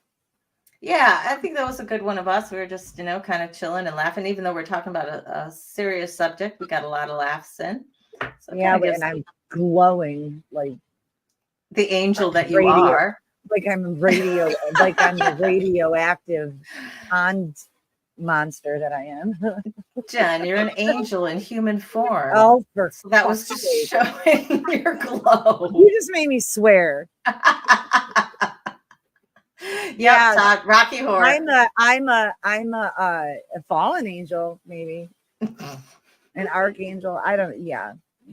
Yes. Cosmic's our 9th sub. Woohoo! And by the way, what do you mean? Wait, what? Misha, we're talking about our channel. Why?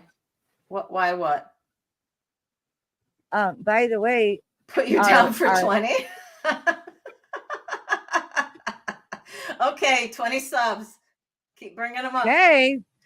Our current logo / profile picture is something that our beautiful and incredibly talented Misha made for us. All I did was add the words. Yep. She made that one too. And so as soon as we can figure out and make sure that the other one that she made will work as the banner, I think we will put that up. Yep. So I love that you were Columbia Cosmic. I was always magenta, but I don't think anybody here is surprised by that. No. I mean, I've even had magenta hair before. Yeah, I can definitely see you as Columbia. That would be good. Hey Todd, are you gonna start working on my slice of pie? Statue sculpture. We had a conversation in my live feed. Don't leave, Day. Busy girl. I know. Fine, get out of here. I don't want you here anyway. Leave. We miss her. I miss you. Janet from another planet. You're liking my newest filter? Actually, I've done nothing except move my light. I moved one of my lights over. And I added studio lighting. Ooh. Woohoo! I My have parents I have a have big circle light lights. right here, and I have the table lamp. Mm-hmm. Yeah, my parents Mine's have. not big. It's not terribly big. It's about mine's about Yeah, this see, big. It's not too big. And then I got this thing, which is helping a yeah, lot more with the background than but this half of my face. yeah. Actually, maybe I should shine it on my. Maybe I should shine it My on desk's up against my the skull wall. because. There's nothing I can do that way, and Mhm. this doesn't have an overhead light, so I have to have I got this side table lighting. lamp. I got this table Yeah. lamp for $8 at Target. I got that for like $4 or $5 on Amazon. Mm-hmm. But it's a USB.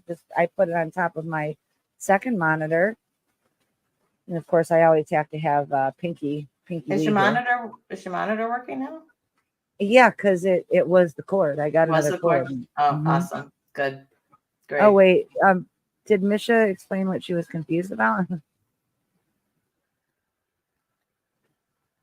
I don't think so. I never saw. Well, I mean, I'm not surprised that Rocky Horror was written by a Kiwi. Kiwis are brilliant. Absolutely not. I love Rocky Horror. Oh I wish gosh, they me would. too. I wish they would play at more midnight shows around the year, not just at. They used to do it every weekend, midnight movies. Yeah. When we were young. But Yeah. Exactly. guess That was the biggest thing, to not. be old enough to actually go to the midnight movie. Okay, I don't know if Davey's still here. She might be slow, but she's never going to be boring. That is very true. I don't think there's anything right. What kind of pie do you want? Ty wants to know. I found the mold. Do you want pecan pie? You want lemon meringue? What are you after?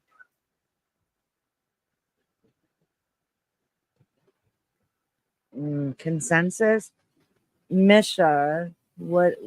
Apple pie. I mean, apple pie, honestly, because that was the slice of pie that was on the dessert table at Steve's luncheon after the memorial. So, okay, cool. Yeah.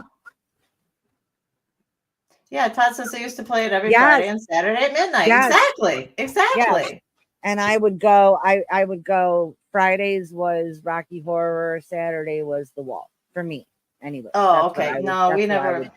They never played The Wall around here. We just had Rocky. Unfortunately, because you grew up in Grand Rapids.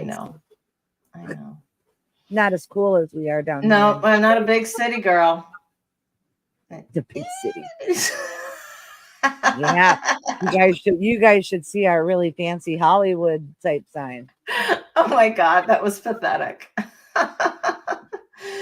Really? I don't even have my phone here. So Detroit got the letters of Detroit to put on, land, because it's the what did you say? It was the NFL draft. Mm-hmm. And so this was welcoming everybody. Okay. Let's see. So we'll start with this. So this is what it was supposed to look like, right? Everybody see that? Big letters, white. Okay. You want to see what we got? Because this, if nothing else, sums Detroit up in one picture.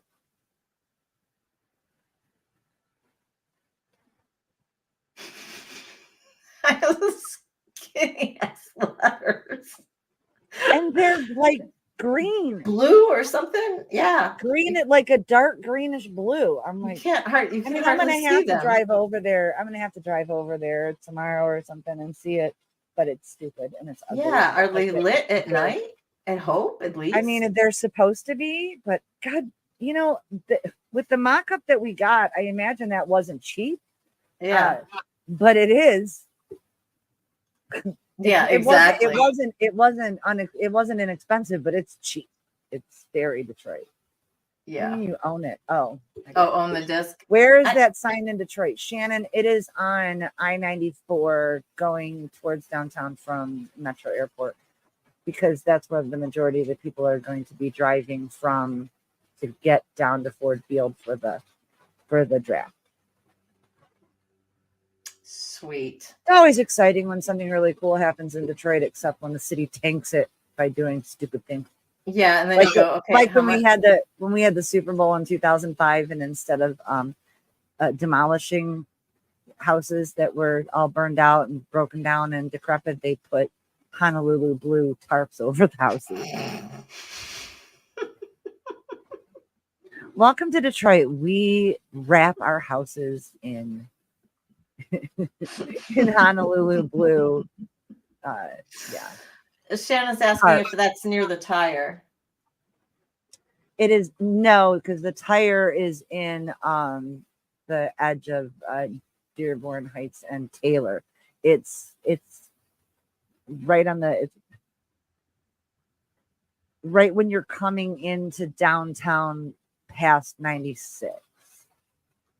I'm writing a lot of parking. Near the tire is cool though. The story of the tire is even cooler. That was from the World's Fair. There was a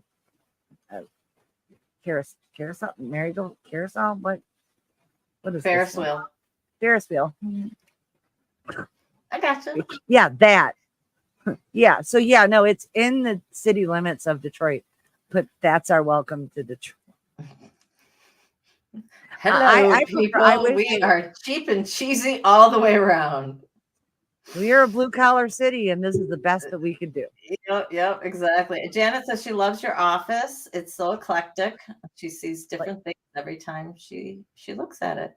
Like my brain. Yeah. My whole place looks like this. There really is an 8 Mile, Todd. It's a road. Yep. And it is also a cultural and county divide.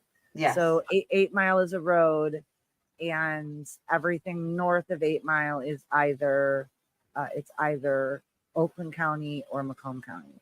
South of it is Wayne County.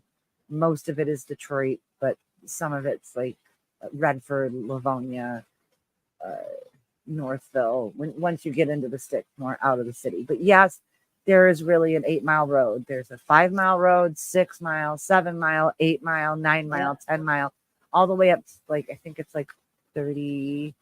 Oh wow! I didn't know it went up that high. Well, that's up in Romeo, where okay. Mr. I grew up in a trailer park. Bob Ritchie, Kid Rock, grew up in his mansion because his dad owned a Lincoln dealership. Oh, brother. So, guys, I'm losing steam here because of the Benadryl that I had to take for my headache. So, we will be back on Saturday at 3. I'll be having my regular. You never know, movies mixed up. They do, but they did make up a lot in that. They made up a lot of things in that movie, but I mean places in that movie, like places that exist, but they shot them in other places. It's hard to explain. But yeah, no, that movie is pretty stinking. Pretty on it in terms of just the story of how he came up. And geographically. Yeah. I mean, there's like the one time when he walked home from downtown that would have taken like 7 hours. Back to the trailer park on 8 Mile. There's no way. Yeah. No. You have a great night too, Shannon. Thank you so much for everything. Thanks, Cosmic. Love you. Glad you guys were wait, what's Shannon says her aunt lives at 17 and a half in Garfield. Oh, who said Shannon said that? Oh yeah, Shannon used to live here. Or in the area. Okay. Yep, Spanx is going to be captaining the boat tonight. He's already got. Oh shoot! I'm sorry. I meant to sub to you, Todd. I didn't realize. This is Todd's. Here, let me. I can do this as a wrench. I can do this now, right? Did that come up blue? No, it did not. Oh, I'm in the wrong channel. I'm in between the cracks. I just saw it. How did that happen? I don't know. I'm crying out loud.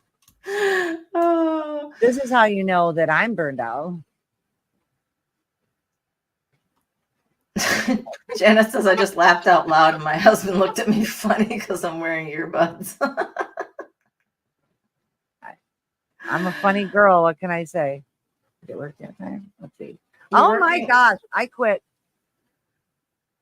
I'm working on STC. Have to take some time. Maybe you're working on surviving the cracks. I didn't know that.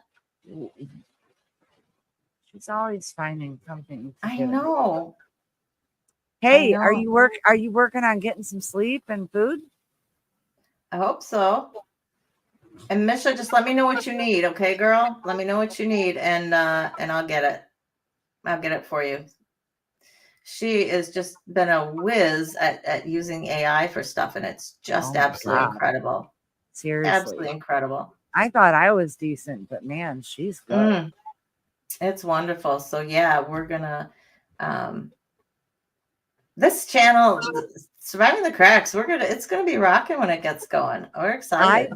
I really believe that, and I'm not even pretending. I really, really believe that. We have 15 subscribers now. Woohoo! And Todd has 52. Awesome. Todd, you can do lives. Yay! He should have 52. Yeah. Thank you, Janet. Oh, hey, Lacey. How are you? Hi, Lacey. We're just wrapping up, but feel free to listen on the replay. Jen and I were just talking about our new channel, Surviving the Cracks, which as long as we get 50 subscribers, we plan on going live Saturday night at 8 p.m. Eastern time. Hey, no worries. No worries. There's always replay crew, and you caught us at the end. So you should be proud of the end. And I'm so sorry I didn't get to play it. Oh, let me see if I can play it out. You're gonna play it out, right? Yeah, let me see if I can do it.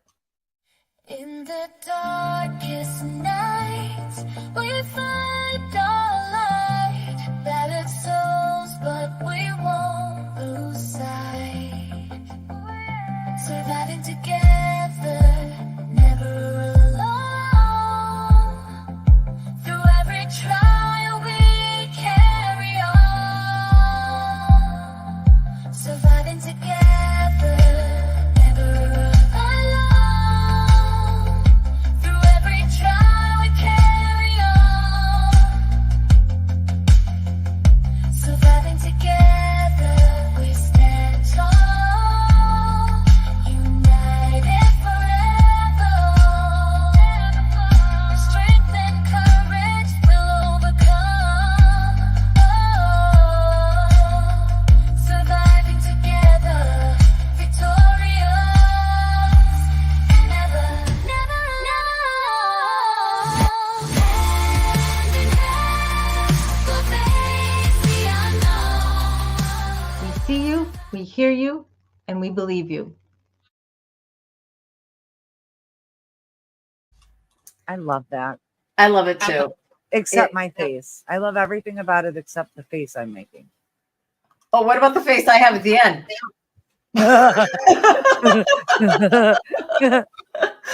Now, Misha, I'm wondering if we should write a song for Between the Cracks. I don't know. Oh, look, Janet subbed to you too. Todd, you're totally good. You're totally good to go live now. Yep, absolutely. And what is it? Saturday upcoming? Wait, what's the 13th? What? Saturday? Yeah. Okay. I told you earlier. I don't even know what date it is anymore. Ever. This is the 10th. You didn't notice our faces? My favorite, my favorite is Tommy's expression of like, yeah. You look like you have short hair. Because it was in a bun. I look like I have short hair now, unless I do this. No. Where was that me that you were talking about the other day on your stream about somebody with the long hair or something? Super long hair. I gotta cut some of this up. Yeah. So is there a link to Between the Cracks? Yeah, but I'm in the wrong account. To Misha, can you put the link in there, please, for Between the Cracks for Lacey? Because I'm in the wrong account to do that. I'm not I'm not a. Okay, so Todd is going live Saturday at 2:30. I'm assuming you had an extra 2 in there. Making an egg jar. How cool. Yeah, it's 2:30. I see it. It's up here. Okay. So Todd will be on at 2:30. I'll be on at 3. Feel free to. We'll be on at 8. We'll be on at 8. It's just going to be a rockin' Saturday. Maybe if we get 50 subscribers. So, gonna be. Misha put up the surviving the cracks. I think we can get 50 subscribers in 3 days. I think so. Well, if anybody thinks Oh, she about put it, up surviving the crack. Can you put between Misha, the cracks Can too? you put up between the cracks too? Jinx. How are we supposed to do a channel together if we can't stop talking all the time? If we talk about the same thing at the same time, it's because we're so. Towel T-wear. What's that? I don't know. What are all these things? Thanks, Todd. That helps. It's like, is that Todd's thing? No, I don't think so. He just literally typed in the words between the cracks link. That's funny. Yeah, because you have to go at between the THA. Oh, that's cracks. okay. Well, for your actual link. Right, but you can copy and paste the URL if you're a wrench and put it in the chat. I'm just not in my wrench account. Okay. Todd posted it. There it is. Thank you. Right above Lacey. Oh, and here, Musha put the other one down here. So yep. There you go, Lace. Both of them. And if you guys forget or you're talking to your friends and about subbing to any of the channels, just reach out to one of us. Surviving the Cracks is just surviving the cracks. We got lucky with that. Yeah, we did. Yeah. Probably has something to do with how well we named our channels. Exactly. And how well it's going to do. We just know that it's going to take off. Right. But I mean, how well we named our individual channels that it actually. And then we mush them together. Listen to Misha. We'll have 50 tonight because you know what Misha's going to do? Misha's going to go into the lifeboat and she's going to spam shit out of the lifeboat. I know this woman. Yes. Well, we can't wait because, okay, so guys, I went to a fetish club. All right. Well, it was fetish night, I should say, at a club, but it just is easier to say fetish club. Not in Michigan. Not in Michigan, no. And it was hilarious, an awesome time. I would have stayed till 4 a.m. if I could have. These people were wonderful, non-judgmental. It was a great time. It was an absolute great time. So we're going to be talking all about that evening and how it came about and what I was wearing and what other people were wearing or not. And Sharon looks sexy. You should have seen me trying to put on those hose though. It's always the ones that look like this that are the freaky deaky babes in the super hot outfits. Like what the heck? People would expect me to be fetishy, and I don't have a clue. I don't even have a fetish, but it was a wonderful place. Hey man, one of my fetishes is the idea of going to a fetish club and watching people do things. Okay. I don't want to be involved. I just want to watch. We can bring it next time. I'm like Prince. I just like to watch. We can take you to Oblige. Yeah, we talked about Oblige because that's the least in Detroit. So, and they are very open. Todd, you're right. Yeah, they're. Davy's not here anymore. I can't talk about the private swingers club in downtown Nashville without her here. We'll wait. Oh, dang. I know. I mean, I haven't been there. I just know of it, where it is, and how funny that is to me because I want to walk around this building that looks like it's an old house that was converted. I just want to walk around and look at people doing the things with each other. What's wrong with that? Yeah, just go to Oblige. We'll watch. See, okay, so I have a fetish. Watching is a fetish. Oh, voyeurism. Yeah, that's what I said. I'm like Prince. I like to watch. I mean, it's. I don't practice it really much. I haven't in a really long time. When I was in college, it was great because I lived across the street from the hockey team. And the one guy that lived on the top floor, him and his girlfriend would go at it in the window all the time. So that was fun. And the hockey players, they got nice bodies. Yes, I know. I dated a couple of hockey players. One Michigan player, and one Red Wing. Misha says that they bought a locker a while back that belonged to a fancy dancer. So much sparkly outfits, heels, and purses. Hey, those things aren't cheap. No, having been a fancy dancer in my 20s off and on to supplement my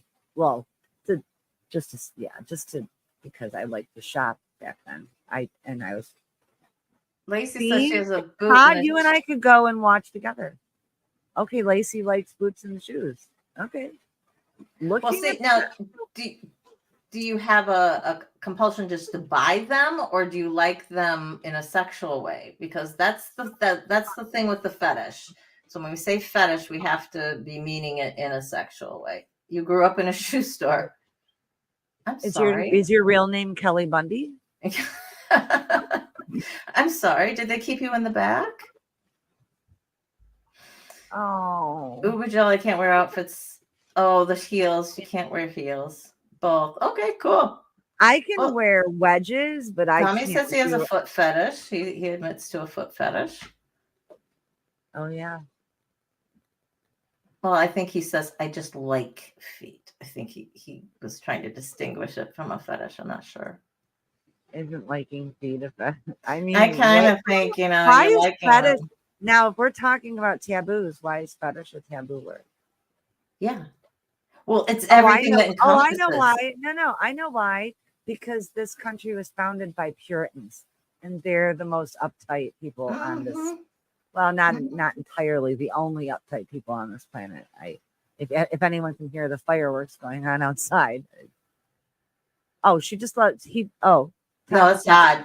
Todd loves shoes. Lacey is both. Todd just would you wear women's shoes? Docs and Nike. Huh? Oh, I knew about the Docs. I knew he liked Docs. And he freaked out when I knew that he liked Docs. I have no idea what happened to my Docs. I had a pair. I have no idea what happened to them. Todd says you see some unbelievable things. Yes, you do. It was very, very interesting. Because people's prudes. Yes, this be true. Misha, I want a picture of those knee-high John boots, Fluvog. Yeah, John Fluvog. They're amazing shoes. Fluvog shoes are awesome. I love Fluvog shoes. Knee-high Disco Seek 2-inch heel stiletto boots. Oh my God, so cool. What size? I would be willing to make my body ache for a month just to wear those for one night. But yeah, Janet, I'm a huge Fluvog fan as well. I will admit. I told you why, Todd, because I shouldn't have said the word psychic, but I'm intuitive. Sharon will tell you. Yeah, send pics. What size too? We need what sizes. size? What do you mean they're gone? When I was in the game. Oh, you were in the game? Well, her daughter. Did you know Misha was in the game, Sharon? No. I've never been in the game. I've always had kind of uptight feelings of my body. So while I might be very good at what I do, it's nothing freaky deaky, like super kinky. Yeah, I can't do that. Favorite boots are thigh-high suede flat. Oh, I bet I used to have a pair of thigh-high suede flats and thigh-high leather flats. I loved those. Loved them. The dope Janet, I was in that game too, Misha. I used to sling cane back when I was 19 to 21. I was a slinger. Janet, you told me your city? Your city was like this big in Alberta. No, how you could can't. No, you can't hide anything from me, Todd. You can't get. Well, it is Canada, I and this is love all Michigan. of you. You guys are a Very. bunch of weird people, and that makes me feel so comfortable and home. You're gonna have to be with our channel, guys. I mean, because Mhm. gosh only knows what we're gonna talk about from 1 minute to the next, let alone We one don't show know. to the next. We don't know. We'd love to have some game nights too, and it's just it's definitely an anything goes kind of thing. We have things here in Detroit. We've got actually it's happening this weekend. I'm kind of bummed. Oh, Janet, send me. I want to see a picture of you about.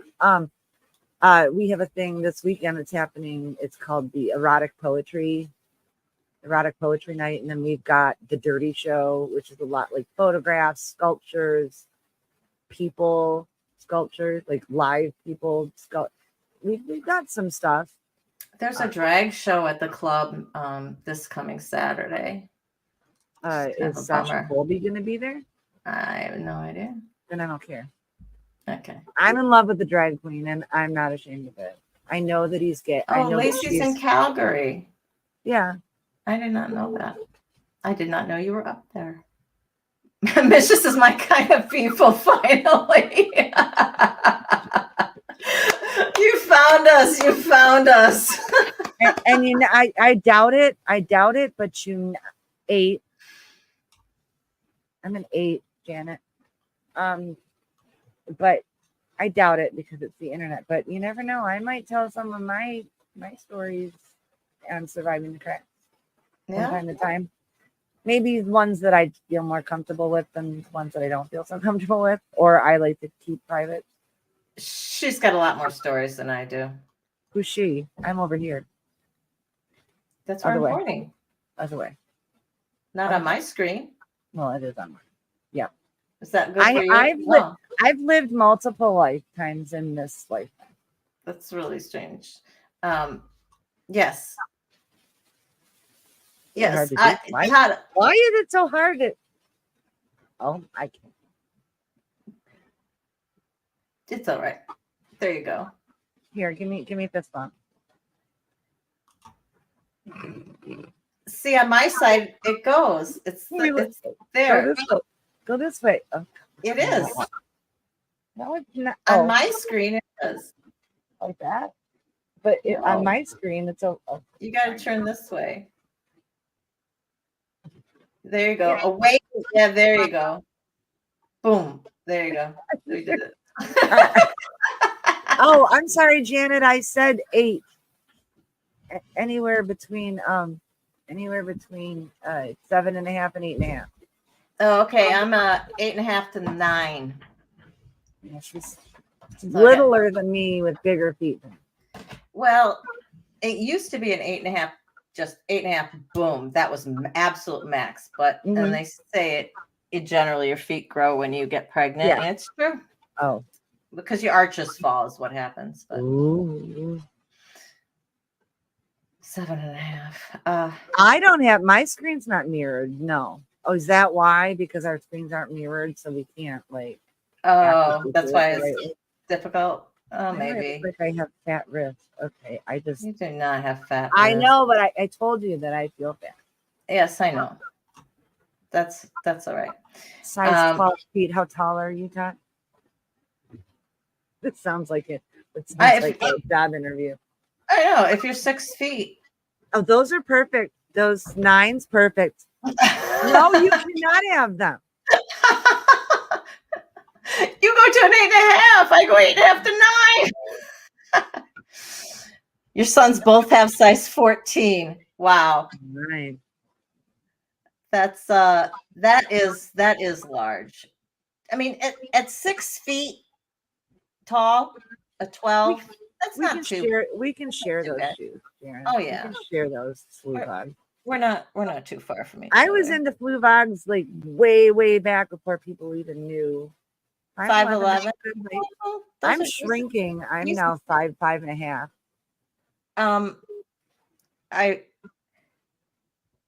I refuse to admit that there is any height loss. I will be 5'6" till I die. Thank you very much. Who cares? Why do you even care? I have no idea. You don't care about your age. You don't care about your hair color. You don't I care don't. I So why do don't. you care about your freaking My height. foot I always height, wanted your to be- height? I always wanted to be like 5'8". I always wanted to be tall, you know. I So always they wanted to say be short. 5'6" I is- wanted to be like 5'3", 5'4". Oh yeah, you're just weird. Because then you can date short guys and tall guys. I cannot date guys that are shorter than me.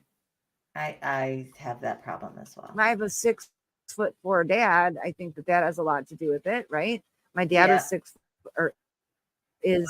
6'4", and guys that are shorter than me, I feel like it emasculates them in my eyes, which is very shallow, and I get that, and it's embarrassing to admit it, but it's just one of those It's sometimes you like what I you can't like do type it. of thing. I'm not to say that I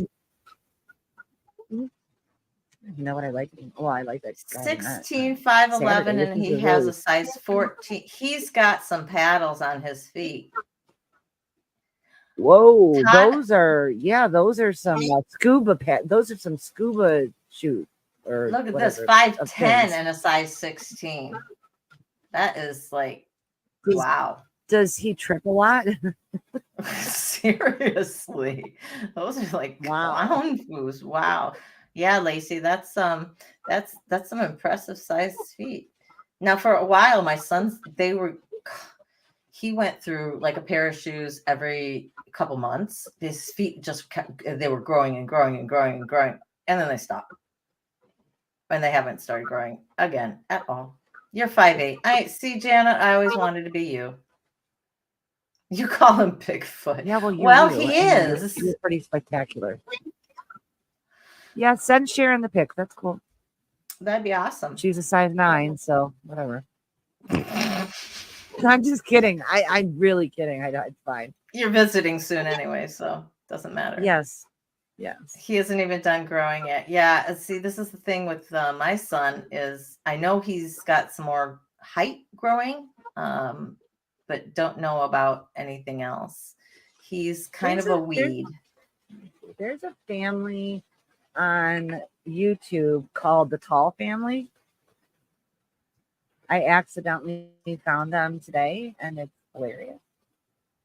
So Jenda's that okay? We had this girl in college, and she was like 6'4". And when we had a choir concert, she was in our choir at college. All of a sudden, we see her and her parents, who are each taller than she was, and dad was taller than mom. I've never seen such tall people in my life. It was just absolutely amazing. Your daughters are 5'10". Just for being tall, this family has 1.54 million subscribers. What?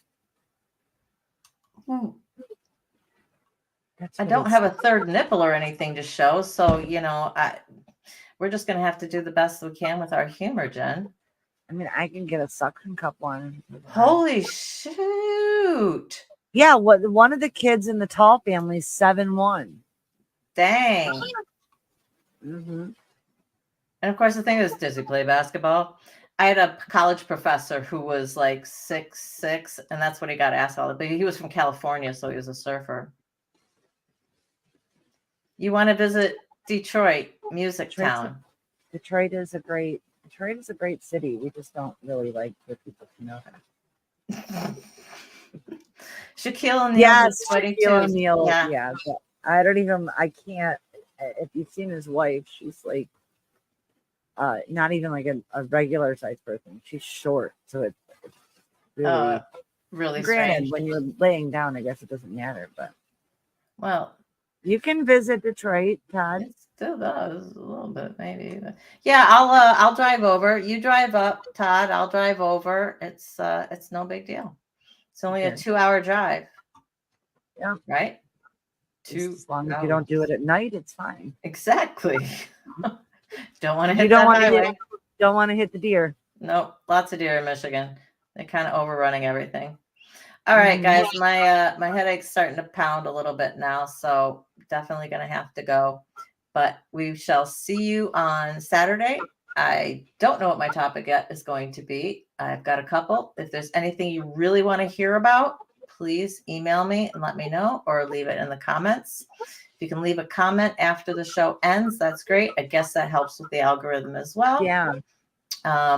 And if you ever want to just leave some of the lives running on a computer or something while you go do something else, even at like double speed, that counts for our hours watch. So, we'll we can kind of get that to me. Every time y'all say Michigan, I think you're saying my name. Yeah. We're not saying Michigan, we're saying Michigan. Yeah. Because Misha can do anything. Do it, Todd. Yeah, why not? Absolutely. We're just gonna have our own meetups. Yep. Everybody who's not going on the cruise. Oh, hi. And we don't. And Dana's not. So we got a core group here. Dana's only 9 hours drive from me, so. Which I think it's about 10 for me because I've got a little extra jogging. You do, because you can go down 69. Yeah. Well, you can take 69 to 23 is what I meant to say, and then cut down. Yeah. Mm-hmm. I used to have to take 69 to 496 when I was going to school. What do you wish you was, Lacey? Oh, you wish you were going on the cruise? Going on the cruise. Yeah. I no interest in going on a cruise ship for any reason whatsoever. I don't even care. I don't care. People fall off of them. The power goes out. All the bad things. They've had so many. Well, you haven't heard about them, but do you remember that? And the viruses and all. Exactly. There was like a period of like 4 months or something where it seemed like every ship was getting docked like every other week or something because there was a virus that broke out somewhere. Well, and you remember the beginning before the lockdowns and into the lockdowns of COVID, like starting in January 2020, those cruise ships were getting. We'll see if they do it again next year. Yeah, it was before that they were just, you're a sailor and you love boats. Yeah, boats are not cruise ships. Yeah, exactly. They're just floating cities, and they're just. I have no problem going on somebody's private yacht, but I'm not going on a city on water. Bingo. With a bunch of strangers who are drinking free booze. I'm gonna pass. Ew. Yeah, the restrooms backed up is so disgusting. Yuck. And you know what? You may go and have an absolute wonderful experience and absolutely nothing goes wrong. And that's totally possible. Oh, yeah. It's just, I don't want to be stuck on a cruise ship if virus breaks out, which it has often. I don't want to be stuck on a cruise ship in the middle of the ocean, full stop. That Misha's, to be on something that the doors closed and can't be opened. That, yeah. Do you do airplanes? I've done that. I can do airplanes, yeah. Some people don't, they don't like it that. Well, I had to. I was flying constantly. I had to suck it up. I'm sorry. I thought you had gone then. Many. Okay. All right. So we really are leaving this time. Mm-hmm. Love you guys all. Thank you for the ones who have subbed so far to Surviving the Cracks. We love you. Saturday is going to be so exciting with Todd doing a live. Yay. Me doing a live and Surviving the Cracks doing a live because we are going to get, yes, when you are in Ontario, drive down, Janet. If you don't, we're going to hunt you down. That's all. And I would go on an aircraft carrier, Todd. I'm not afraid of those. That's different than a cruise ship. The same. Love you too, Misha. And Janet, you better visit when you're in Ontario. I'd be very absolutely upset. Yes, we will. Otherwise, we will have to hunt you down. We'll just go to Ontario and find you. Exactly. Pick a date. Yeah, come on. I'm not going to do that today, but we'll do that soon. Yeah. No, not tonight. I'm struggling with dates today, and I'm overbooked, and I'm stressed out over it. Overbooked, underpaid. It's typical. Yeah, severely underpaid. Yay! Oh, Yay! Okay, I don't know who that's for. that's for me. Oh. Misha made some other songs that we can pick from, to choose from. Why for doesn't Misha do all these things other- for me? Is it because I do my own? No, it's for both of us, dear. No, I know, but I was talking about like that she helped you with this page and she's helping with the other page. But Oh, probably because I beg more. Yeah. oh yeah, I'm just, yeah, exactly. I'm just not more a boss. helpless when it comes to stuff like that. You're not helpless. Cut it out. When it comes to stuff like that, I said I could qualified it. I'm, Fine. Technicality. exactly. I'm a lawyer. What do you All right. expect? We love. Yeah, I would love to do some collaborating with you, Misha. I have a really good idea. We'll talk about off the air if you don't mind. Yes, conference call is a good idea. It's not going to be tonight because this one's getting a headache and I'm getting an everything else ache because we're getting a storm tomorrow. So Yep. And we can also do like a private live stream too. oh yeah, we can do Mhm. that too. We could do one of those. She won't show her face, but That's fine. We'll still be able to hear her and stuff. The we mystery could that is Misha. Put up, like, if we had a picture or something we wanted to show up, and